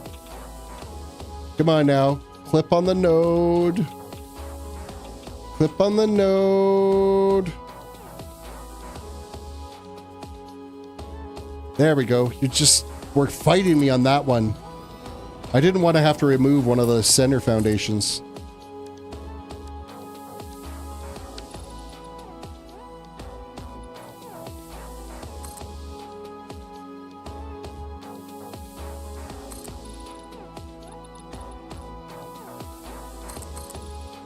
Now, am I going to have enough room here? This is going to be a little bit of a tight squeeze. We're going to be coming straight off from here. Oh yeah, I think we'll be fine.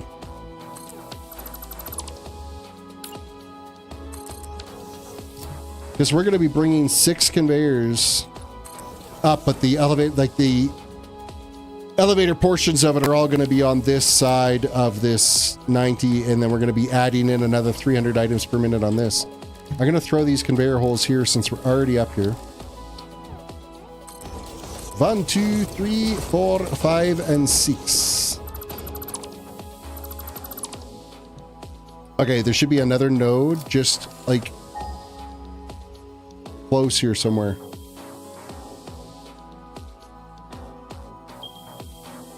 Oh, is it a cluster?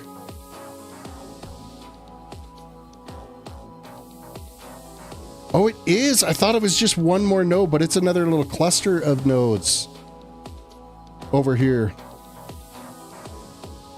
300 meters. Oh, is it all on top of this little island post here? 1, 2.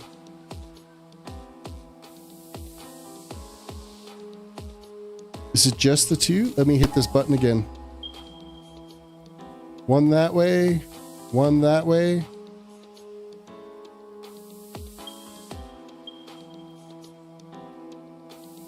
It kind of does just look like it's the 2.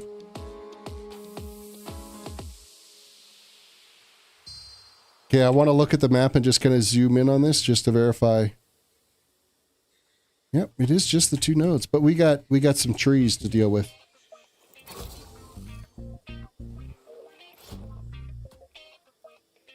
You gotta go. You get a nuke. And you get a nuke. And you get a nuke. And you know what? You can get a nuke.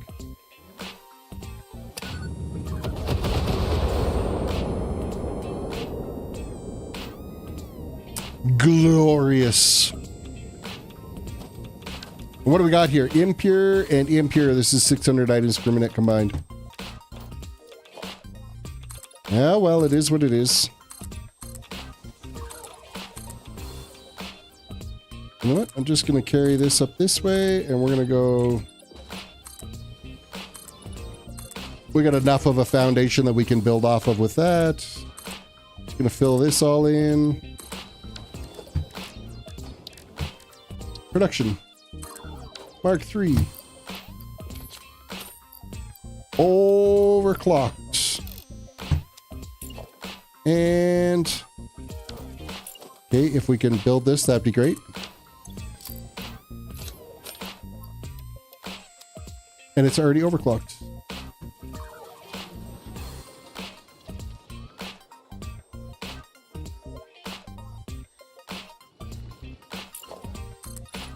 And we're going to go straight out this way. Wait, I don't even know if that's...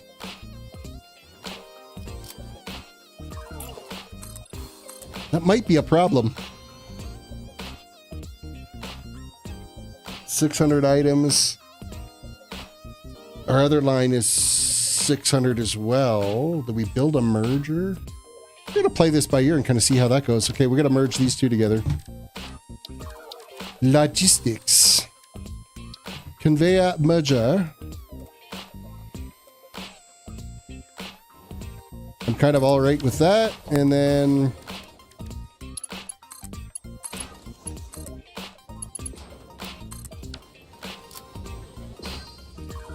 Let's throw some throughput monitors on this. 300, 300. Yes. Verified.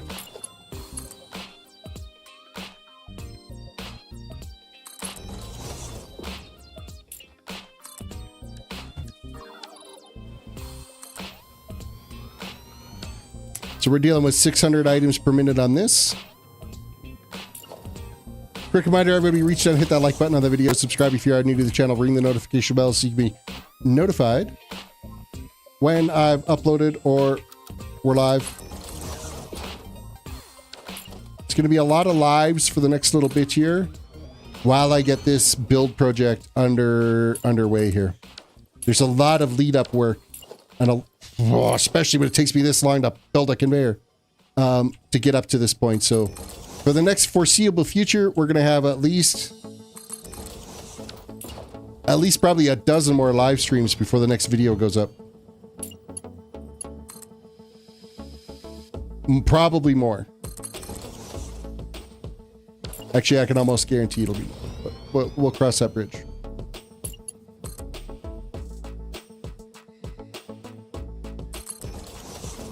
Where are we lining up to? We're actually lining up like right into that pillar with a 600 line. I think I can make that work. I think I can put the merger on the top of those conveyors as they're coming in to get us up to another 1200 item line.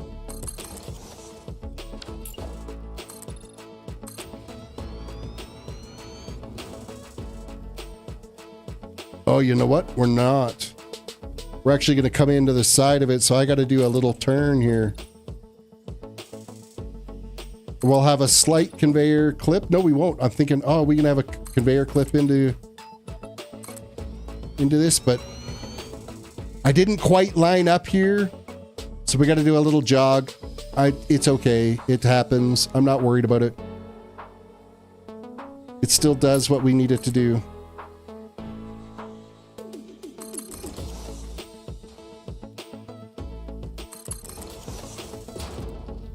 Turn this way. Turn that way. Keep building.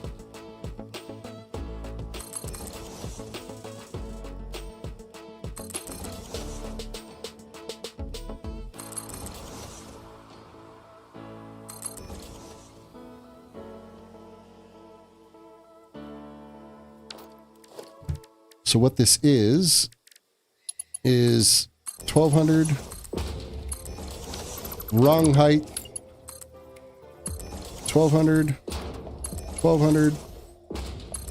1200. Didn't build that high enough. 1200, and that is 600. So we are going to go with a merger.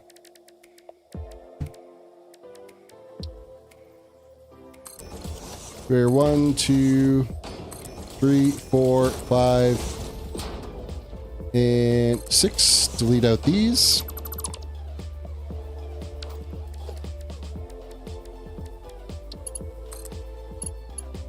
Okay, your 600 items in. We're going to do a conveyor hole here. And we're bringing this one up and turning it to another 600 in.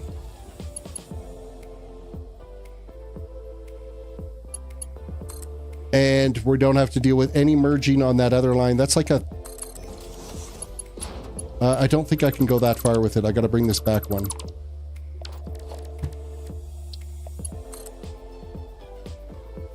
So if we're at that level, I'm going to build it to right here.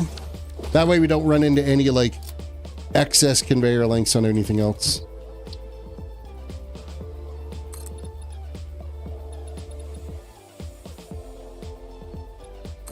That has to go to 6 high.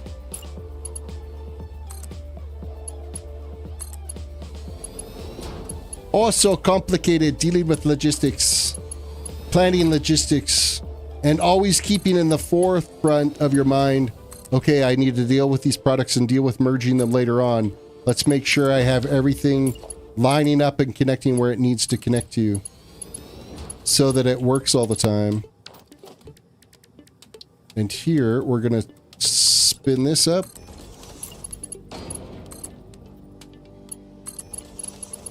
And this I'm going to foundation up because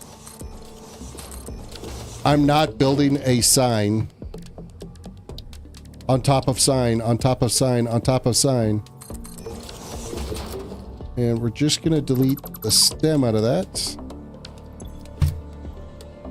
300 items.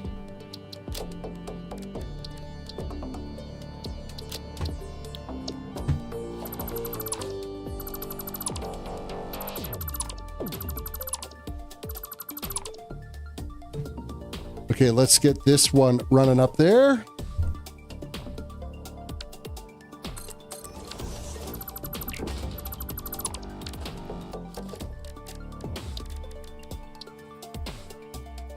More coffee.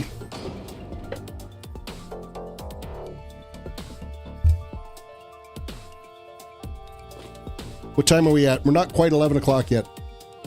We got about an hour's left of the stream. I'm nowhere near as far as I wanted to be. I really wanted to be all the belts done. I don't think it's going to happen.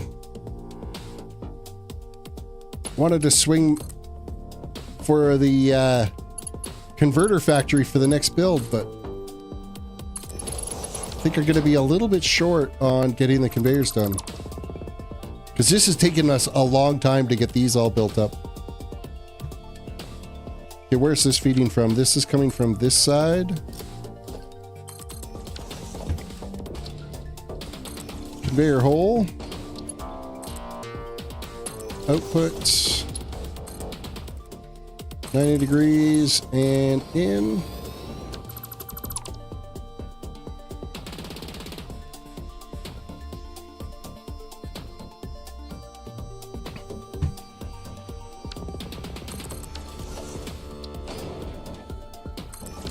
Conveyor hole. This is overclocked. No, I didn't overclock this. Good thing I double checked.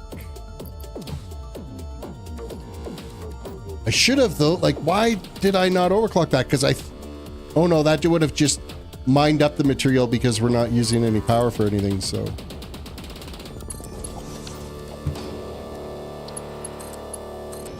Okay, and connect this.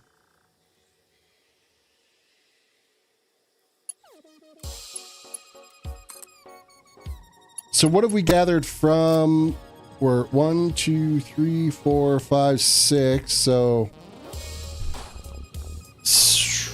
And 6 times 1200 plus a 300 line. We're at 7500 ore that we picked up just from this bottom half of the map here. Right in this chunk. Okay, let's look at our copper now overlay. I don't see any of the nodes. Unclaimed now is just that northeast corner. There is nothing else that is showing as unclaimed. And then if we look at the claim stuff, it's all kind of spread out. So it's just this cluster up in this area on the map that we've got to deal with. I can live with that. We're getting there.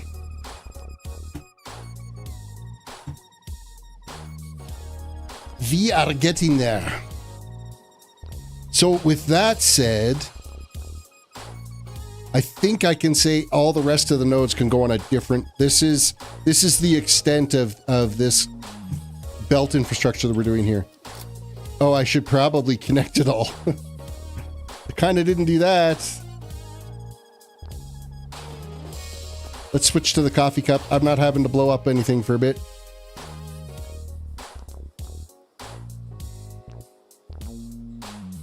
And we can use our blueprint of 6 conveyor high. Yes, no? Why did that take so long to connect? I feel like it was struggling with me.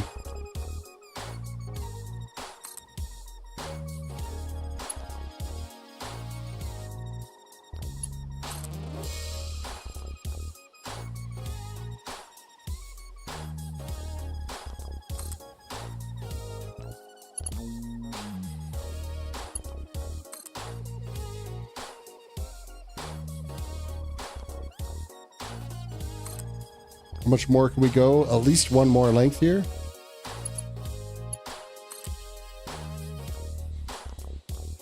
Yep, definitely one more. Okay, let's get these conveyor holes done. And there is 6 conveyor lines. 1, 2, 3, 4, 5, and 6.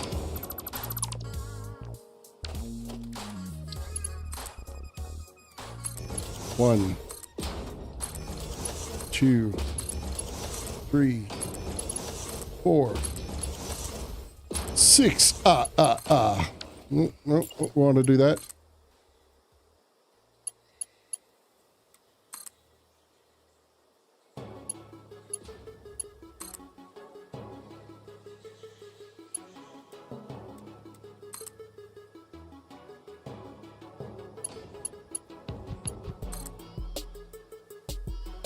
Make everything all clippy together.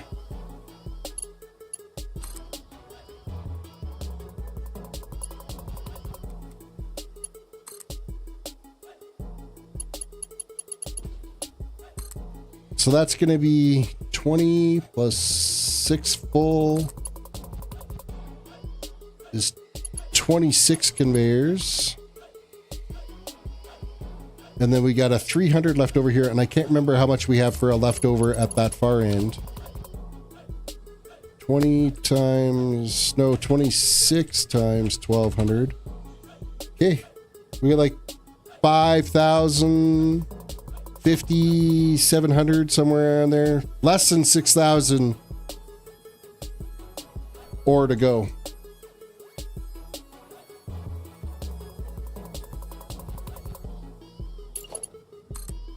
Okay, I don't think that's going to reach. It did not. So we're going to clip that right to here. This one, I think will. Yes, it does. So just that bottom one, I needed to put the little extra footing in there.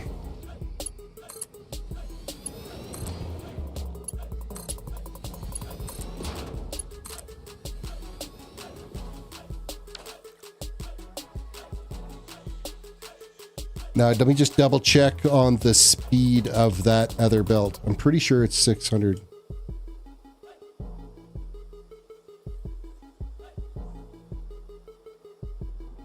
Yep. Okay, good. So I did merge the two 600 lines. Well, it's actually two 300s over there that we're combining to make a 6. That's merging with this other 6 to give us our 1200 line. And then there's another little 300 blip there that we're doing. So now we are, what, 7 tall conveyor? 1, 2, 3, 4, 5, 6, 7. All the way to, did you see that? Did you see what I did there? I screwed up the run. I gotta go fix that. I gotta fix that before I run conveyors all the way down there, because I don't want to have to deal with that stupid step down. What a waste of time that's gonna be. So we'll just delete out this and build out this one.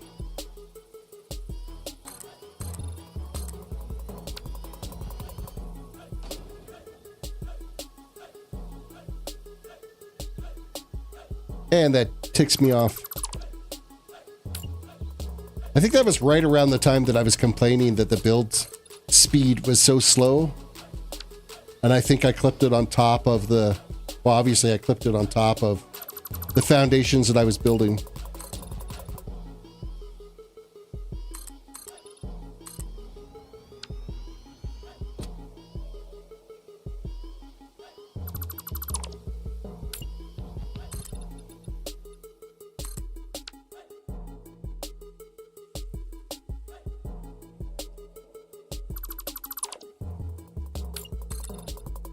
Okay. Crisis averted.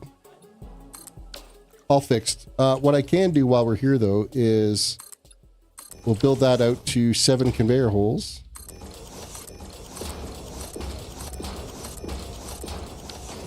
Delete all this.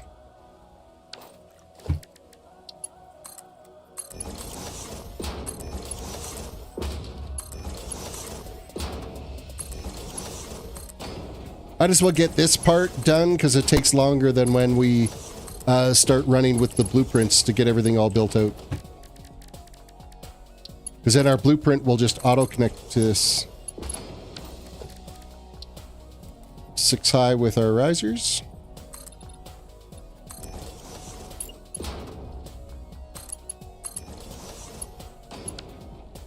However, if you're an idiot and you don't put the elevators in the right height near the beginning, all the rest of them end up being the wrong height. Because, yeah. That's a thing. There we go, I did it again.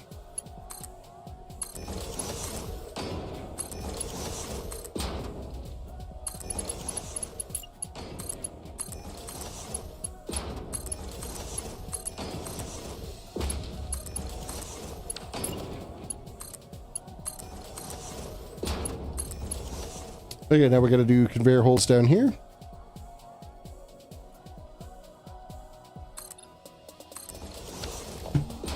Draw some water. 1, 2, 3, 4, 5, 6, 7. The holes are in place. We're going to do the outputs. 1. My God. 2. 3, 4, 5, 6, 7.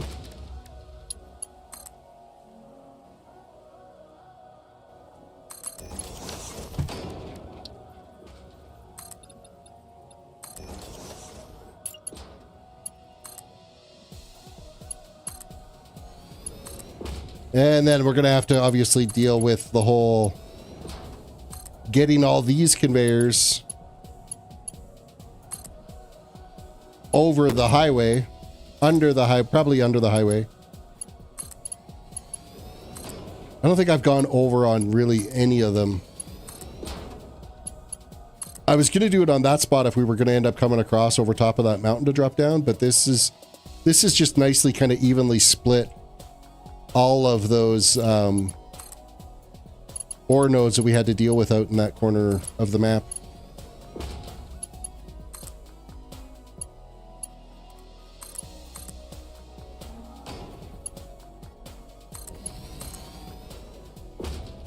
Little bit of zigzag work here as we go back and forth to cook all these up.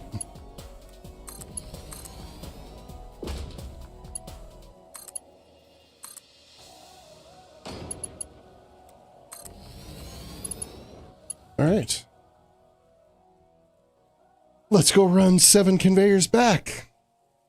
This is a long run too. This is where I'm totally thankful for blueprints. Blueprints make the difference. Coffee time.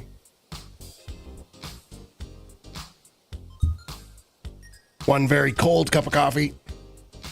Oh, well, now it's an iced coffee, I guess. Lacking the ice. Of course, I drink coffee with sweetener. Sweetener, when it gets cold, it's not very good. It's not good at all, actually. It's kind of trash.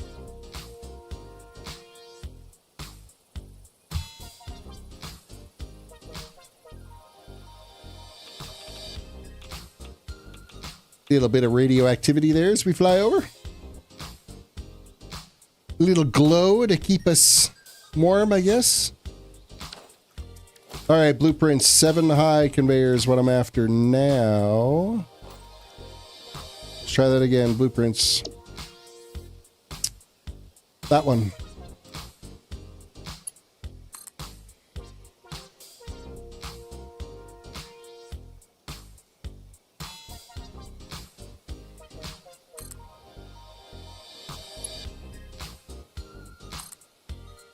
Try to keep that little jag out of it, keep it straight. It's a little tricky. You end up watching, like if you look right below the compass, that's where I'm looking, because you'll see right where the conveyor splits a bit. As you get too far, there we go, it'll split right there. And you just kind of nudge it back. It's right below the S of south there in our overhead compass. That's where I'm looking as I'm keeping these lined up for building.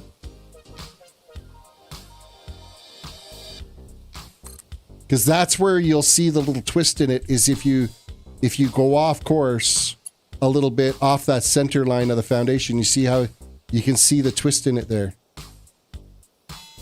So I'm not even looking at the rest of the screen. I'm literally just like half an inch below that S is where I'm watching.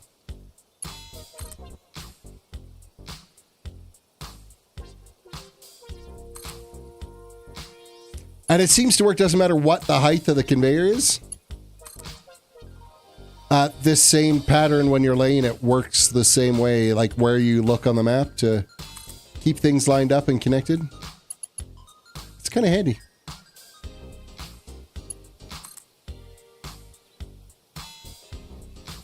If you do misinstall a conveyor or a blueprint of any type, you do have to wait for that blueprint to finish building before you can delete the blueprint.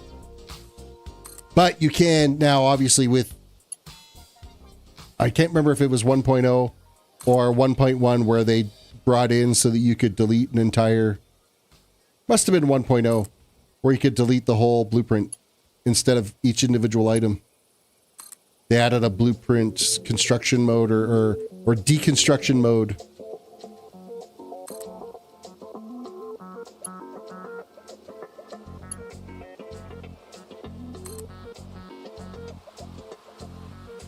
Okay, we gotta be close to having this line done.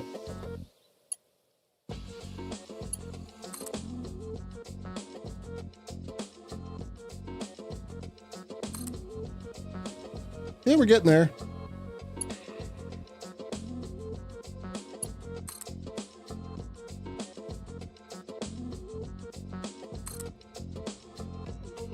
Do I have enough room to build one more?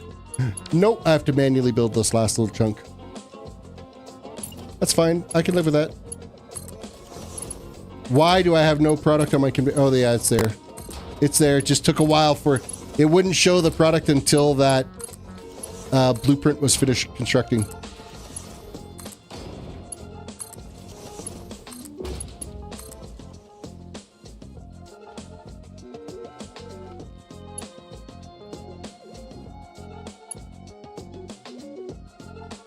Yeah, we might as well bring this up as far as we can, and then I'll worry about the logistics of getting it to the other side of the highway.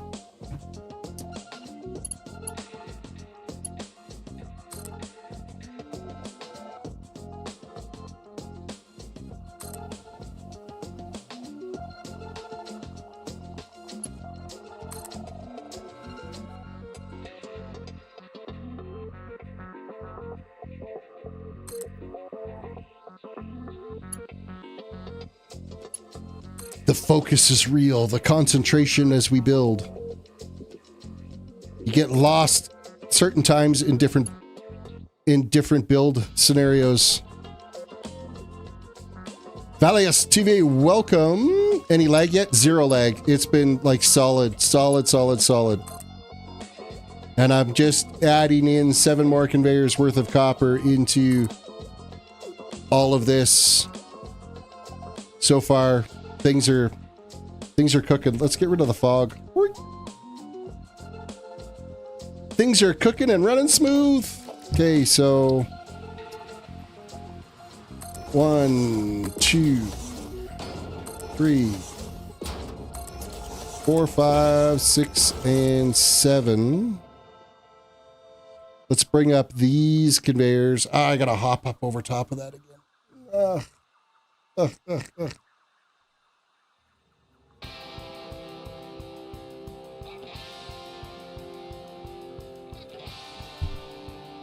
Crazy highway you got going. Yeah, it's coming along. It is definitely coming along. How high is this build now? This is 20 conveyors right here of copper.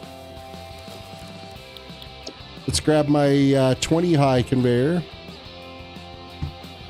The blueprint, the maximum you can go for your height on your blueprint, in case you're wondering, is 24 conveyors. It will not let you build any higher.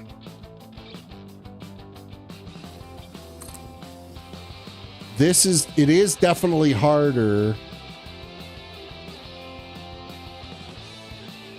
Where's my blueprint? To build with the 24 high. Why are you not connecting? There we go.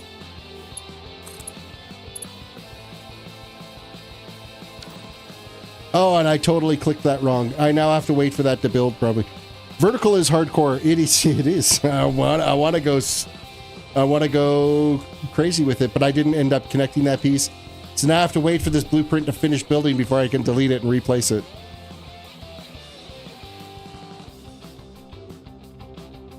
My last build that I did with like my coal and my iron, the most height I did for the highway was only 7 high. And then I went like rows across. So you'd end up with like this massive brick of foundations or of blueprints of conveyors kind of getting built out. The problem is if you have, when you've got them in like a big brick and a massive cluster of conveyors, if you've got one that's not flowing to the right speed and you need to try to troubleshoot what's causing that issue, it makes it really hard to kind of trace that line all the way through back to see which mining node isn't overclocked all the way or which merger you didn't have set up as the priority line, that type of thing. So you have to really pay attention a little bit more when they're in a big cluster. When they're a big row like this, you just follow that row all the way back. It's easy to visualize which conveyor's not performing at its optimal speed.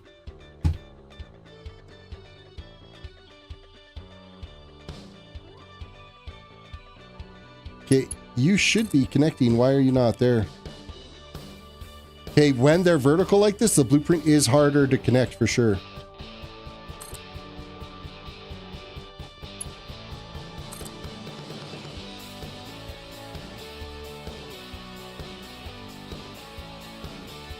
Did it cancel? No, it didn't. It just didn't want to visually see it.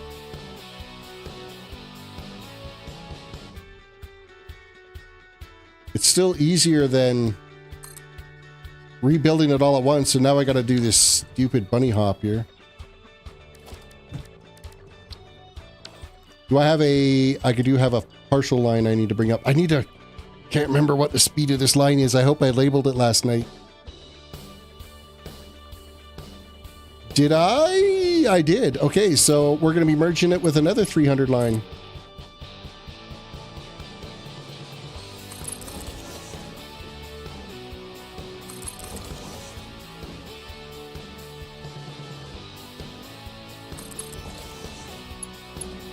It was still actively building that blueprint. That's why the materials didn't show up on the conveyor there. I guess when it's a 20 high stack, it takes a while for it to build out.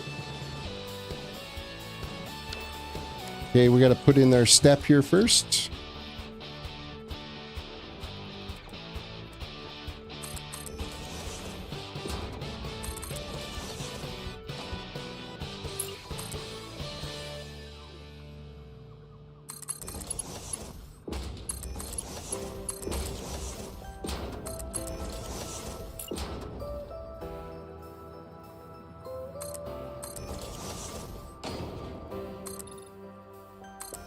One, two.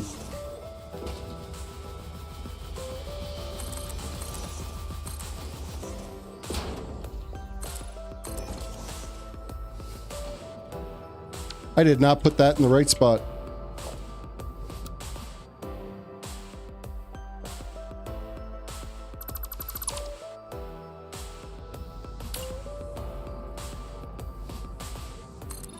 All right, there we go. That's 1, 2, and then I need to add one more.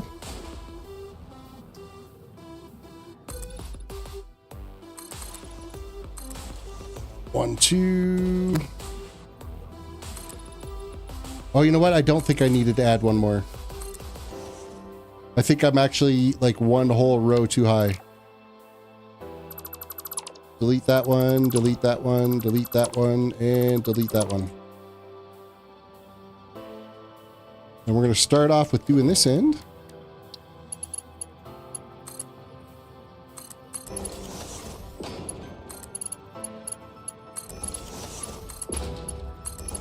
Only because I don't want to clip. Like, if I was not really worried about clipping, I could have just built these other conveyors straight through that one. But, I don't know, like, in real life, conveyors can't just run through another conveyor just cause. So why wouldn't I treat this the same way? I want to believe there's still some kind of physics, even though I'm like magically floating in the air here with no jetpack or no hover pack or anything like that, because I put it in like a cheat fly mode for building. There's something about vertical conveyors too that just look amazing when you see this massive wall of conveyors running. It's awe-inspiring, to say the least.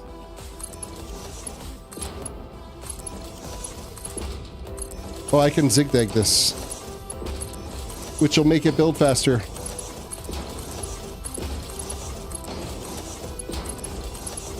With that lead conveyor, you set the tone of the direction, and then if you build from that side, you don't have to worry about which direction the conveyor is going. Because you've already kind of set in stone, the conveyors have to flow in one particular direction.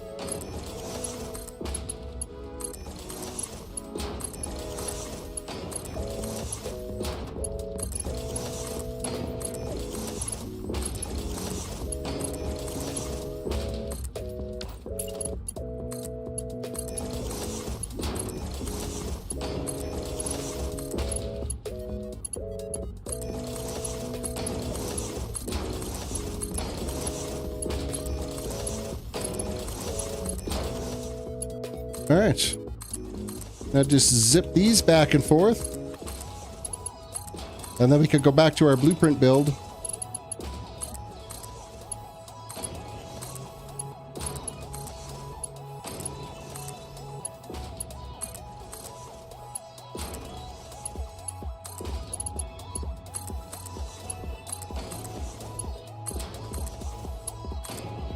That did not clip right.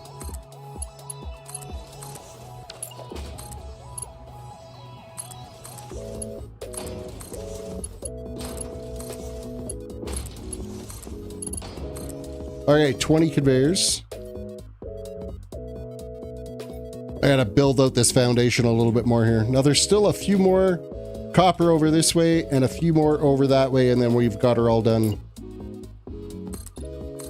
Yeah, I don't see us getting it done tonight. It's taken us a half hour just to get these logistics done. Dang it! I tried! Desperately! Maybe I'll work a little bit on my lunch break tomorrow, try to get some done. Blueprint, 20 high, conveyor, turn it, and... chirp, connect. Auto connect build mode, there we go.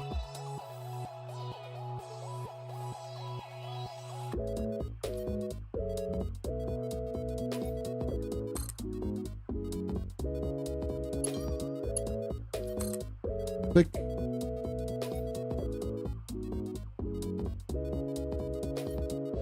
You know what? I can't even do that. Oh yes, I can. Because we don't start building until we get to that end. I could get at least one more layer in here. Hunter.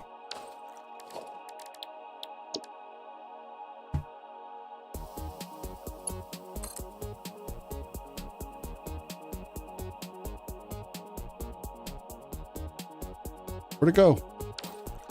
I didn't hit escape. Why did it disappear on me? Why can't I see it? There we go. It does not like the 20 high. Like,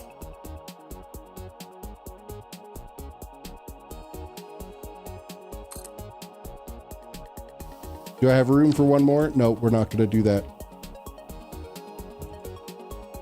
But what I do have room for, we're going to run that 300 line up. I'm going to get the merger done on that one first, and then I'll figure out how we incorporate the rest of those.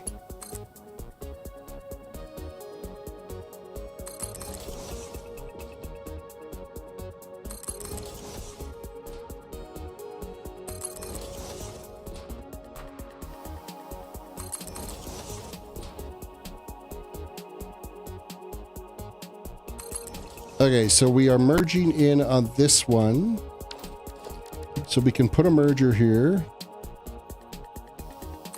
Going to the right direction. So you are flowing this way. You're going to be a conveyor hole right there. I need to put these in place. 1, 2, 3. Built that in the wrong spot. 4, 5, 6, 7. This is our 300 item per minute line, which is going into that one, which is this one, which is this here,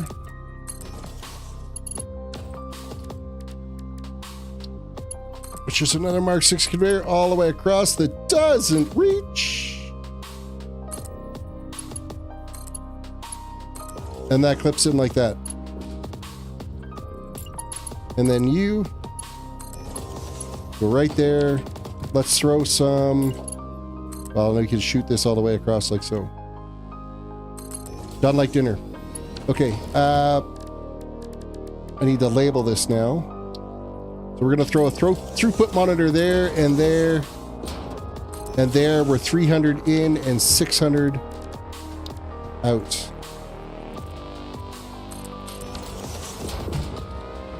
$600 items per minute.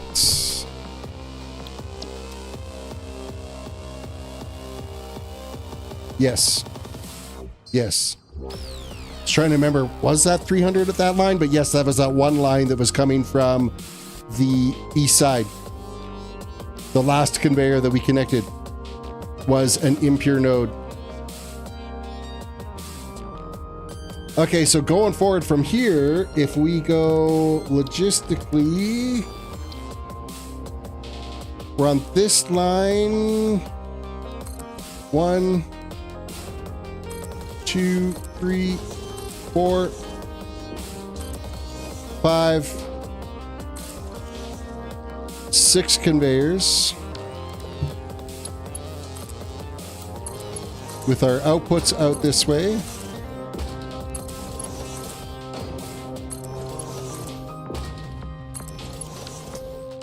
You know what I need to do? I gotta put this here first. I need to delete this. Okay, that's in the right spots. This all makes sense. Trust me. Trust me, bro. Okay. And then that goes up this way, because then that's got to start to be able to step all of these conveyors up as we move along. All the new conveyors always come in at the bottom. And we just add, everything else gets moved up as we move along here, so.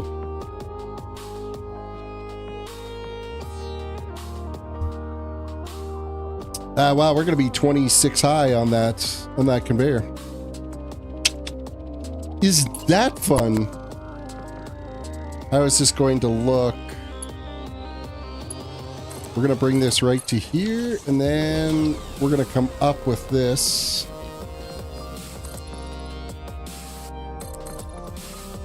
I'm just going to go 30 high with it now, and we'll delete out the rest of it when we get there.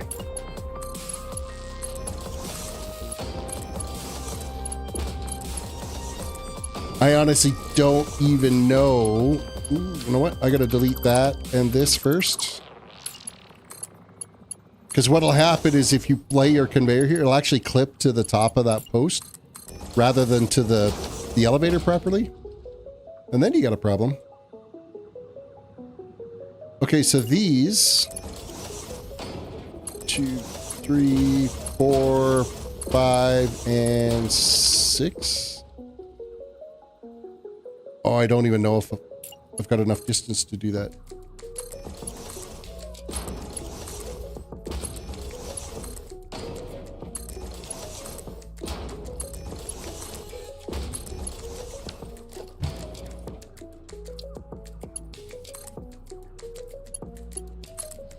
That clips.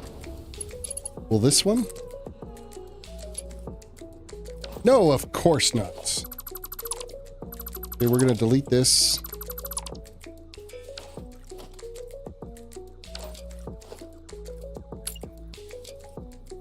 We're going to bring this to, we're going to go right to, yeah, here should be fine. I wish these were zoopable. 3, 4, 5, 6, 7.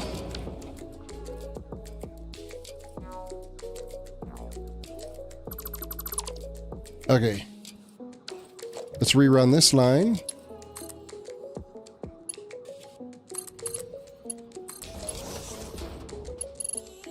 And does this one fit now?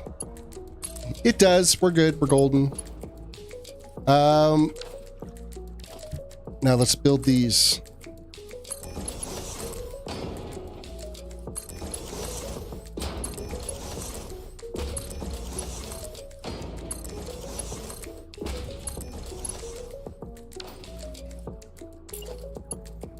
And then we've got to change this to a straight conveyor. If I could actually build. Yeah, we got to set it straight. Except for this first one, because it doesn't think that 90 degree is straight because it's too close. But then we can do straight.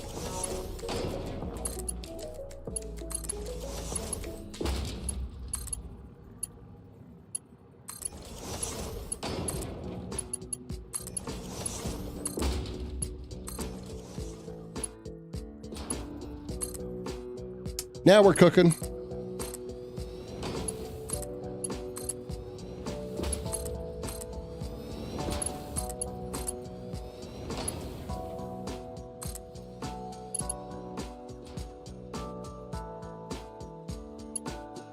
Okay.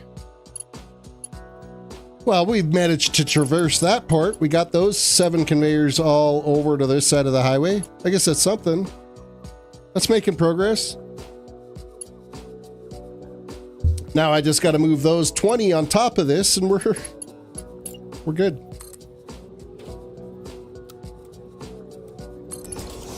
One.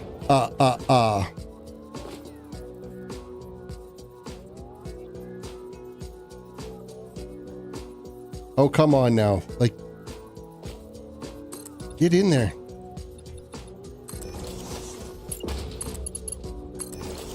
Oh, I keep...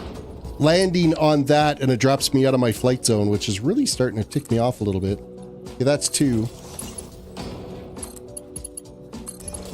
3. 4.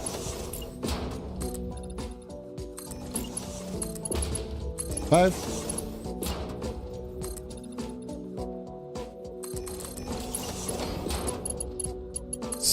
That's wrong. 6.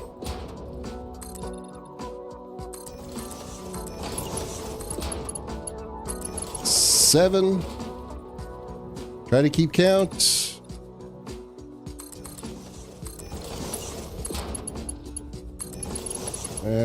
8.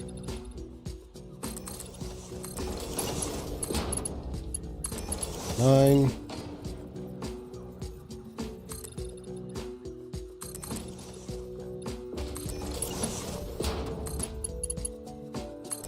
10. Halfway there.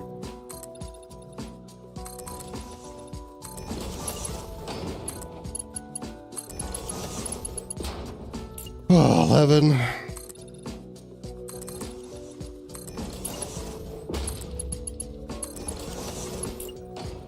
'Stupid ass 12.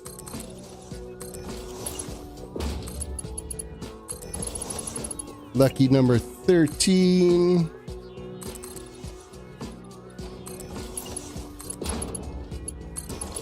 14.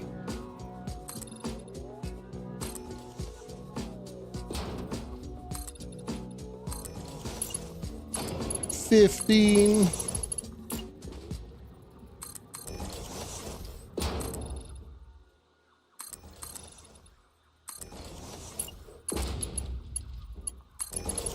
16. 4 more to go. And then we got to delete out all these risers. Isn't that amazing? 17.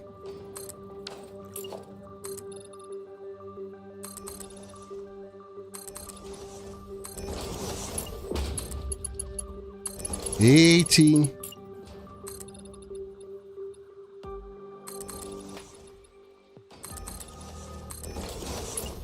19. Oh, finally. Oh, yeah, bud.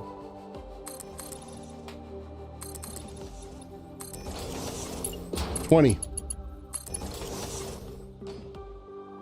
Yeah, I think that lines up.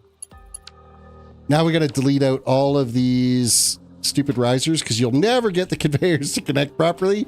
That would be a nightmare, an absolute nightmare to try to get conveyors to connect to that.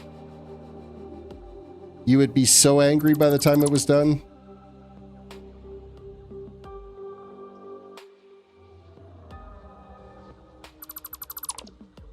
Why are none of my conveyors working? Well, because they're kind of clipped to everything.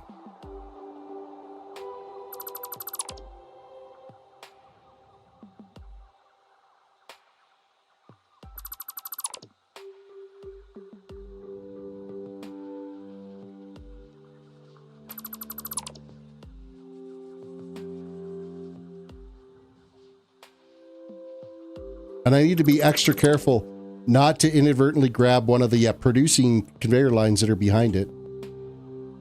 Because that would be kind of sucky. We starve out one of our pieces of equipment that are currently running in our factories over there.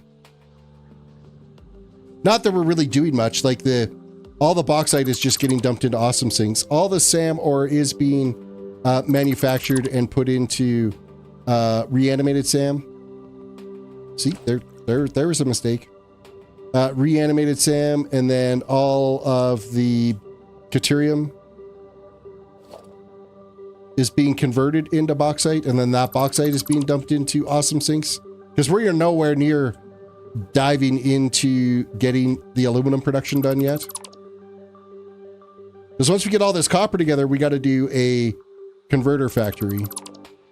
All the copper will get converted into bauxite. We're already producing a ridiculous amount of bauxite. I'm going to be using the sloppy alumina solution, which is just water and bauxite to create our alumina solution.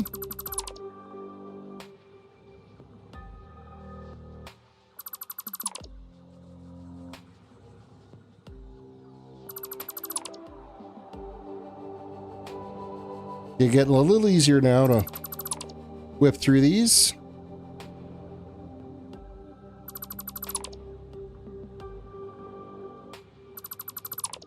One more row. Nice. Okay. This is what I'm not sure if I've got enough distance to reach this without having to put another row of freaking risers in. I kind of hope I don't have to. I think we'll be okay. I can't connect anything. Okay, I want it to be on straight or default. It'll be easier to deal with.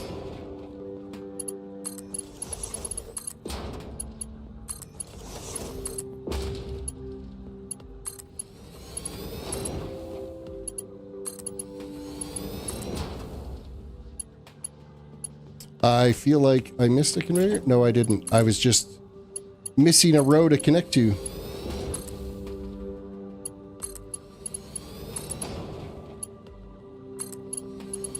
So far, so good. We're here. Everything's reaching.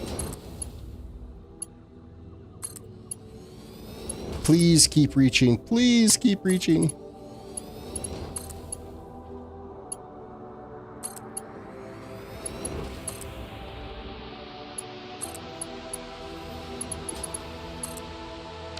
Okay, I screwed that one up and that one.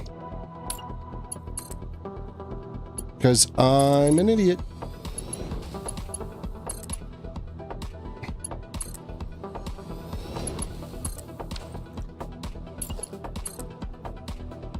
Keep reaching, keep reaching. And connect. Excellent. Nice.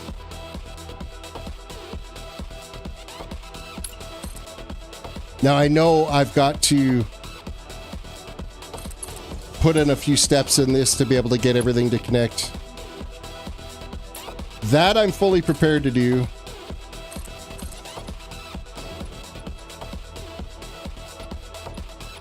I know I got to do to that one for sure. I think I might have to do that one as well.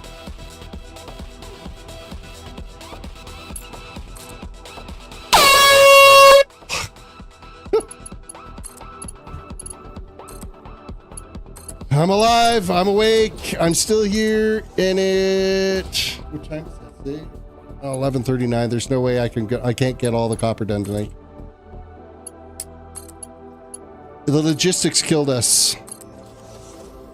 The amount of time it takes to manage these products and get them all flowing in one direction. I still got probably at least another couple of hours to get all the copper done. Dang it!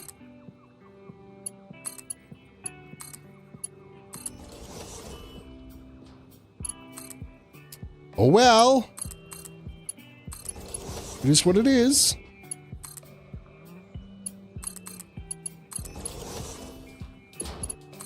We'll get as far as we can. We'll be able to at least get the foundations and stuff, I think, set.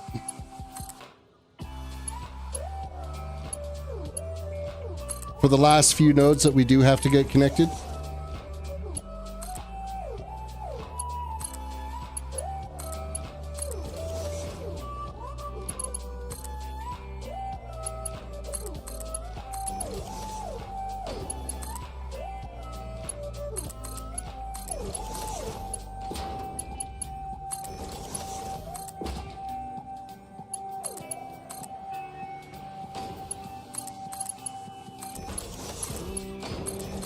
Yeah, that's got to connect to there. I don't think this one. Yeah, it chirps like it connects, but it's just not there, and I don't think.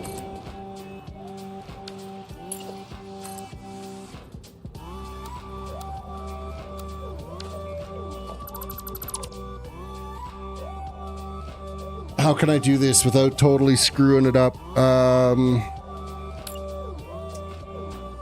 Okay, we're gonna bring this to here.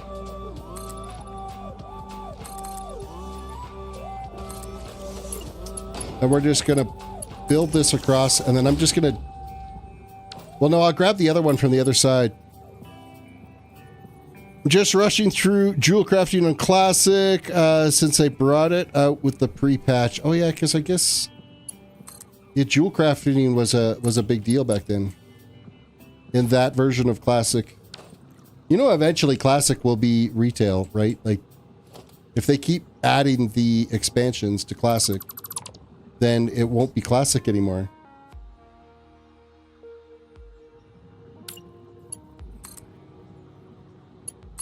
That connects. That connects.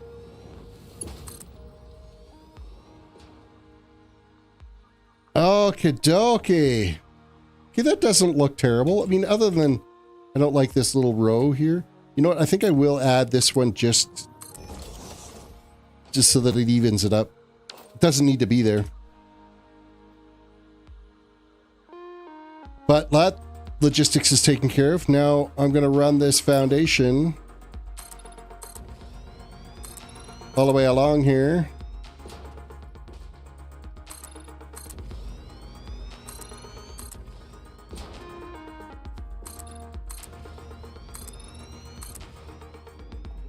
So we are currently 26 high on that conveyor strand now, so I'll have to manually build 2 conveyors on top of it when we roll it out.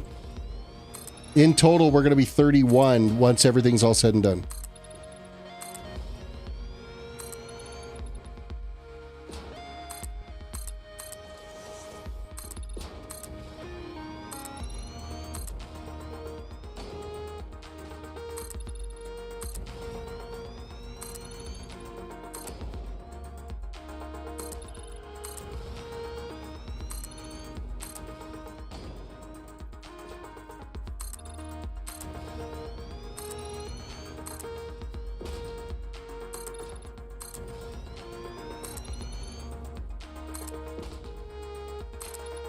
What's fun is as we get to the end of this and we've got all the conveyors coming together, well, guess what? Now we start merging or swinging our conveyor lines back into one row. Because I think by this point, we should have everything kind of, maybe not exactly here. It might be further up. But we'll start shifting all of our products over.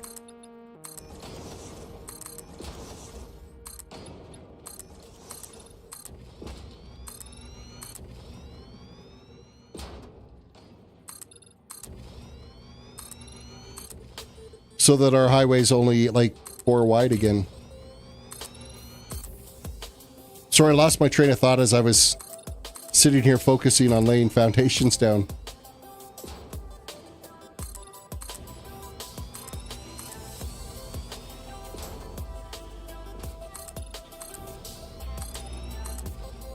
Okay, that's probably enough foundation for now. Let's look at our map. We're kind of like right in the heart of it here. Let's go to copper. We've got 1, 2, 3 nodes there that we could connect. And just one at that end. We're going to have a few smaller conveyors, I think, kind of tying things in. If I look at this, we run one line like right through here.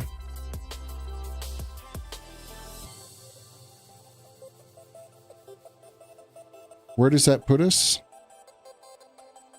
Copper, copper, copper. Where are we at? Right about here. We'll avoid the Caterium. And we're going to go straight out. And gather all the copper. There's like 3 nodes that will run in off this line.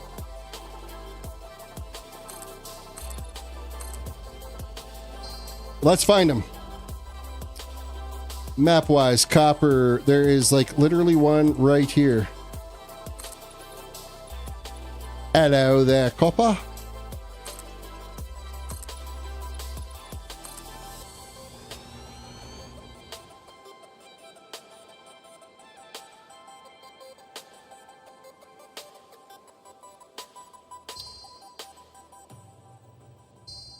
See, escape isn't... What am I clicking on my button to make my escape not do what it's supposed to? I don't know.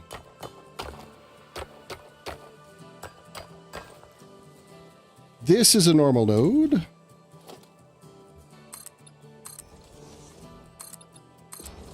Dude, you're in the way. You're gonna end up having to get eliminated if you keep walking around where you're not supposed to.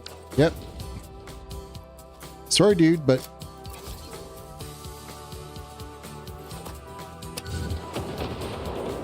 Maybe stood a little too close to that one, but he was starting to walk away. I didn't get it stuck on his back.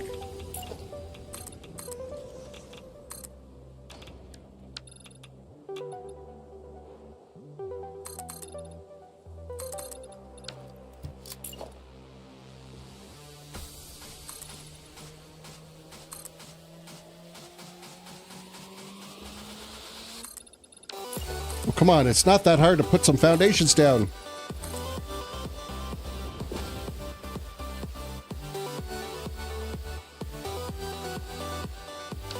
Oh man, I just realized I'm going to have so much wastewater that I'm going to have to deal with. That's going to be a little bit problematic. I'm going to shift myself. Uncomfortable. So much wastewater.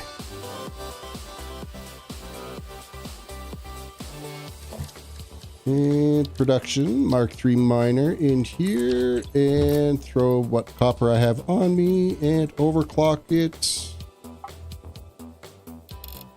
600 items. Why aren't you mining yet? There you are now. Do your worst.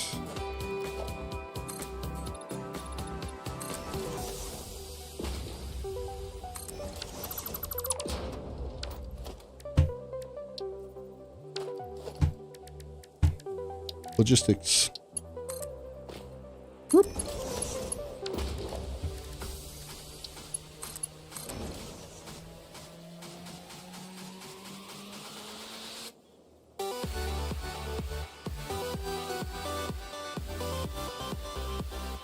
Yeah, there's no point building on that yet until I get the marker out, or get it at least connected over here, because I'm pretty sure I'm too high on that tower right now. Nope, nope. This one. Nope, this one.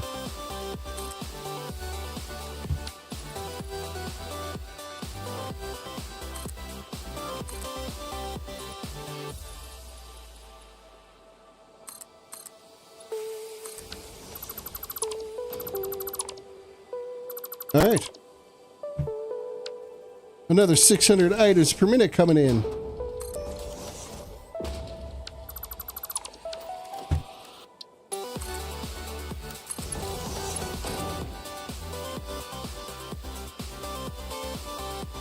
At least get these 3 nodes done.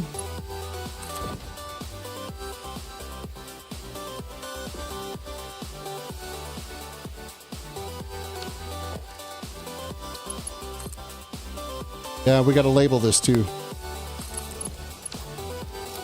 Me no forget, this is 600 items per.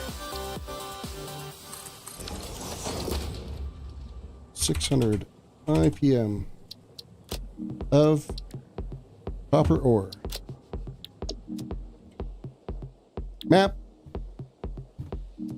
And Cooper is straight ahead this way. There's another node that we got to grab.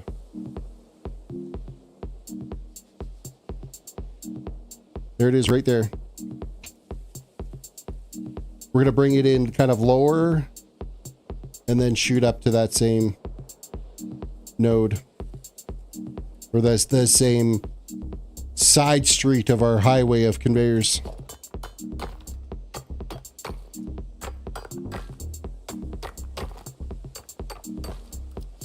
Another normal node, so we can have those merge up. Control click to get it on grid.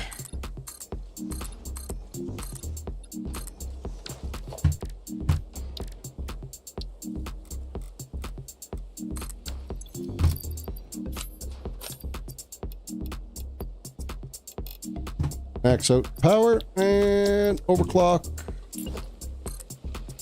We'll bring it up a little bit to get it up over these hills. That's probably good enough.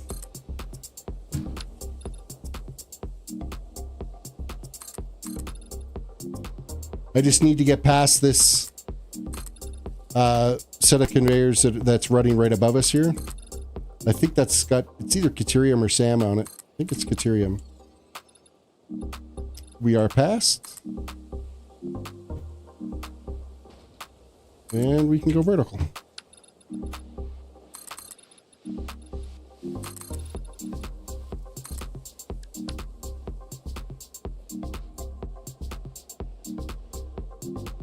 Okay, what do we write? This way.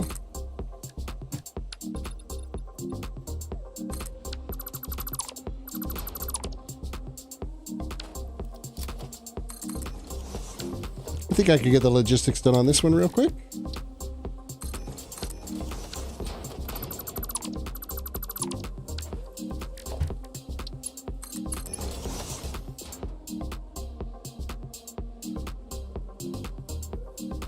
I'm not sure what's merging with what yet because there's still one more conveyor line or one more node out this way that we're going to be connecting to this. It might be another normal node, so we might end up merging different lines together, and that's going in the wrong direction. I need to fix that. Things will not connect if you don't have it going the right way.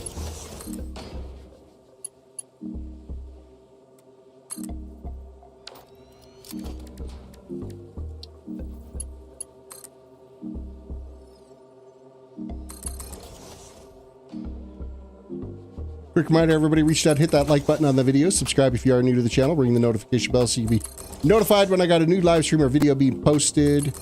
We are in a stretch of live streams here for the foreseeable future because of the project that I'm working on right now is going to take too long to build to have to wait that long to put up a video on my channel. I'm struggling right now with trying to get my monetization back on my channel anyway, because I had taken too long of a hiatus. Even though I was still getting views, I wasn't uploading current content, so YouTube cut it off. Which is, oh well, it is what it is. It's their platform. And so now I have to meet their new criteria to be able to get it turned back on. Which, subscription-wise, I'm totally fine. I'm good that way. It's the viewed hours. I gotta get viewed hours up to 3,000 hours for it to get turned back on again. Or 5 million views on shorts. Like, yeah, that's gonna happen. I have a couple of shorts that have done like maybe like 3,000 views. Like it's, I don't find shorts very useful. Shorts should stay on other platforms. Like, I don't understand why they got to keep like bringing all these other things. I know they're trying to keep people into their platform as long as possible, but then you kind of lose your way. You lose your purpose.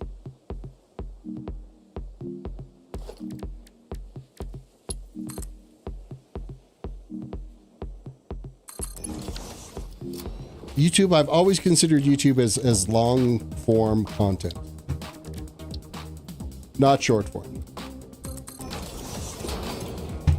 Okay, 600 items per minute of our friend Copper.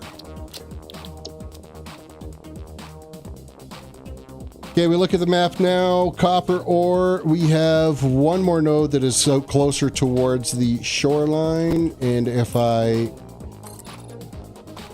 think I can keep going with this without having to elevate. We might have to... No, we gotta frickin' elevate it.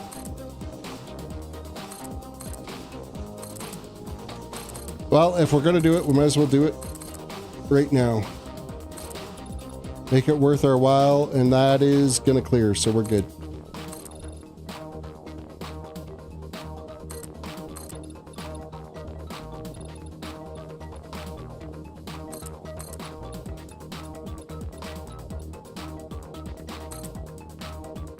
And there's our other copper node right there, tucked into the bushes.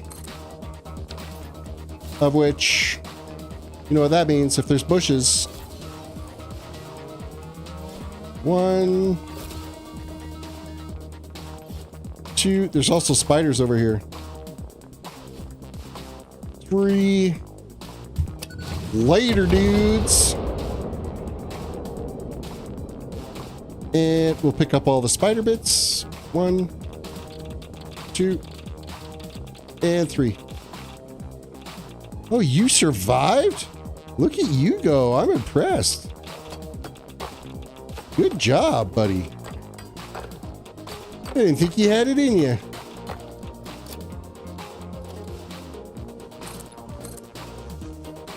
Oh, but you're not going to now.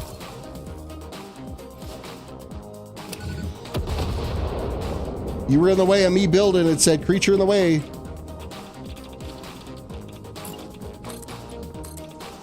Oh, we have managed to kill another one? Or no, that's just the corpse.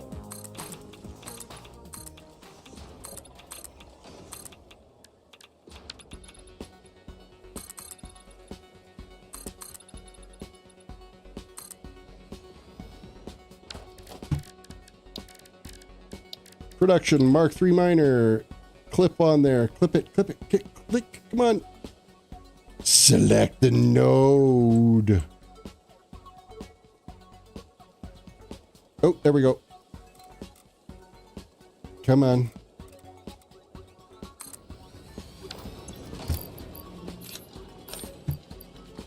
One, two, three. Another 600 items per.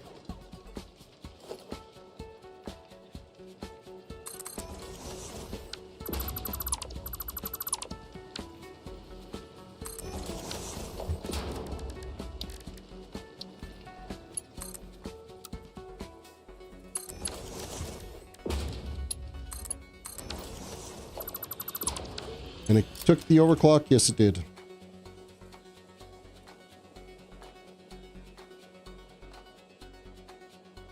Alright, and where does this line up to? That is this one right here.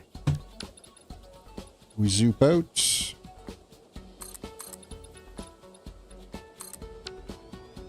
Delete.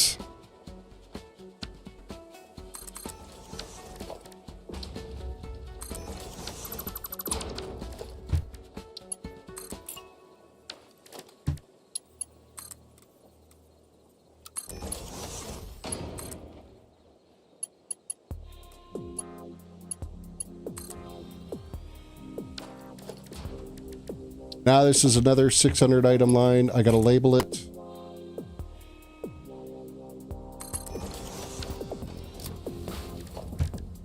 Organization, grab a sign. 600.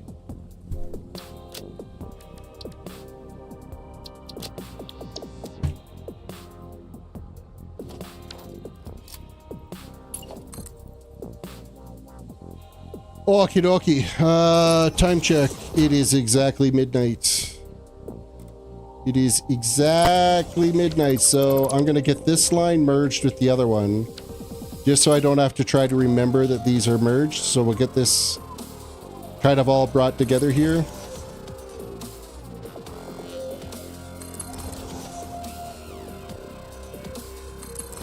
Eventually, as we slowly progress.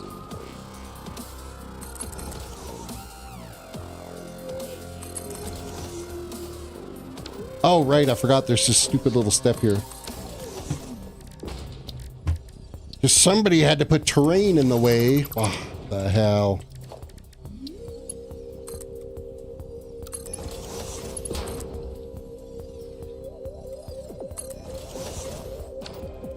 Uncalled for terrain.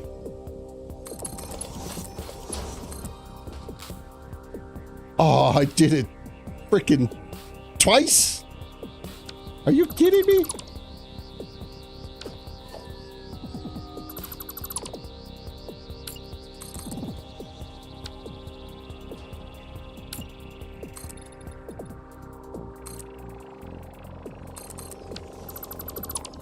Okay, let's try that again.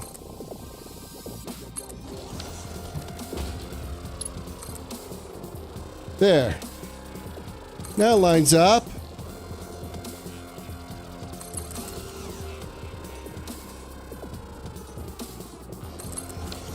And I'm throwing a merger down here. These are both 600 item per minute lines. So that just plugs in there. This plugs in here. We are going to go with throughput monitor on this side, and we're out.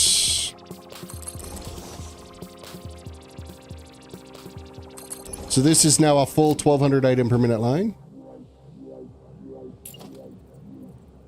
Whoop. Just like so. And then we are stepping up this line.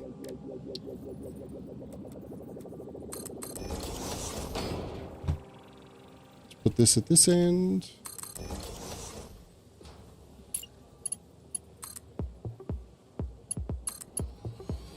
Step this down.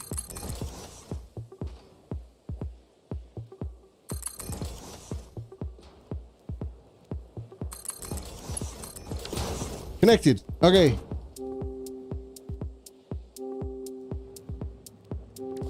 And this is a 600 item line.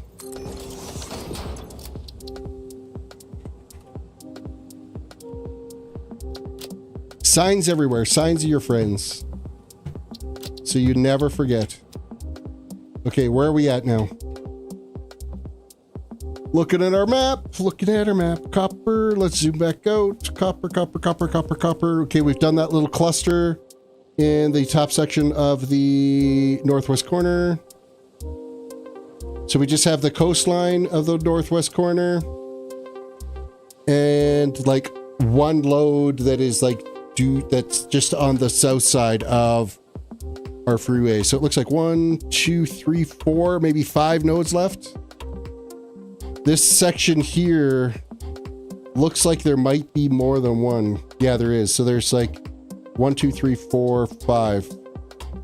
5 nodes of copper we have left to add into this. But I'm at the end of my run. Let's switch back over to CanView. Yeah, I'm at the end of my run for tonight's stream because of course I have like real life work in the morning. Man, I wish I had like a couple of million subscribers and 10,000 people watching and stuff like that, so I could just do this for a job, but hey, then it becomes a job and then it's not fun to do and you feel obligated to do it, so then it becomes harder. You know what it is. Reach down, hit the like button on the video, subscribe if you are new to the channel, ring that notification bell so you can be notified when I put up another video or live stream. Thank you for chilling and hanging out.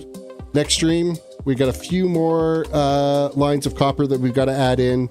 We got to deal with some logistics ends, and we'll start building the factory for converting our copper into bauxite. With that all said, guys, you have yourself a good one, and we will see you in the next video. Bye for now.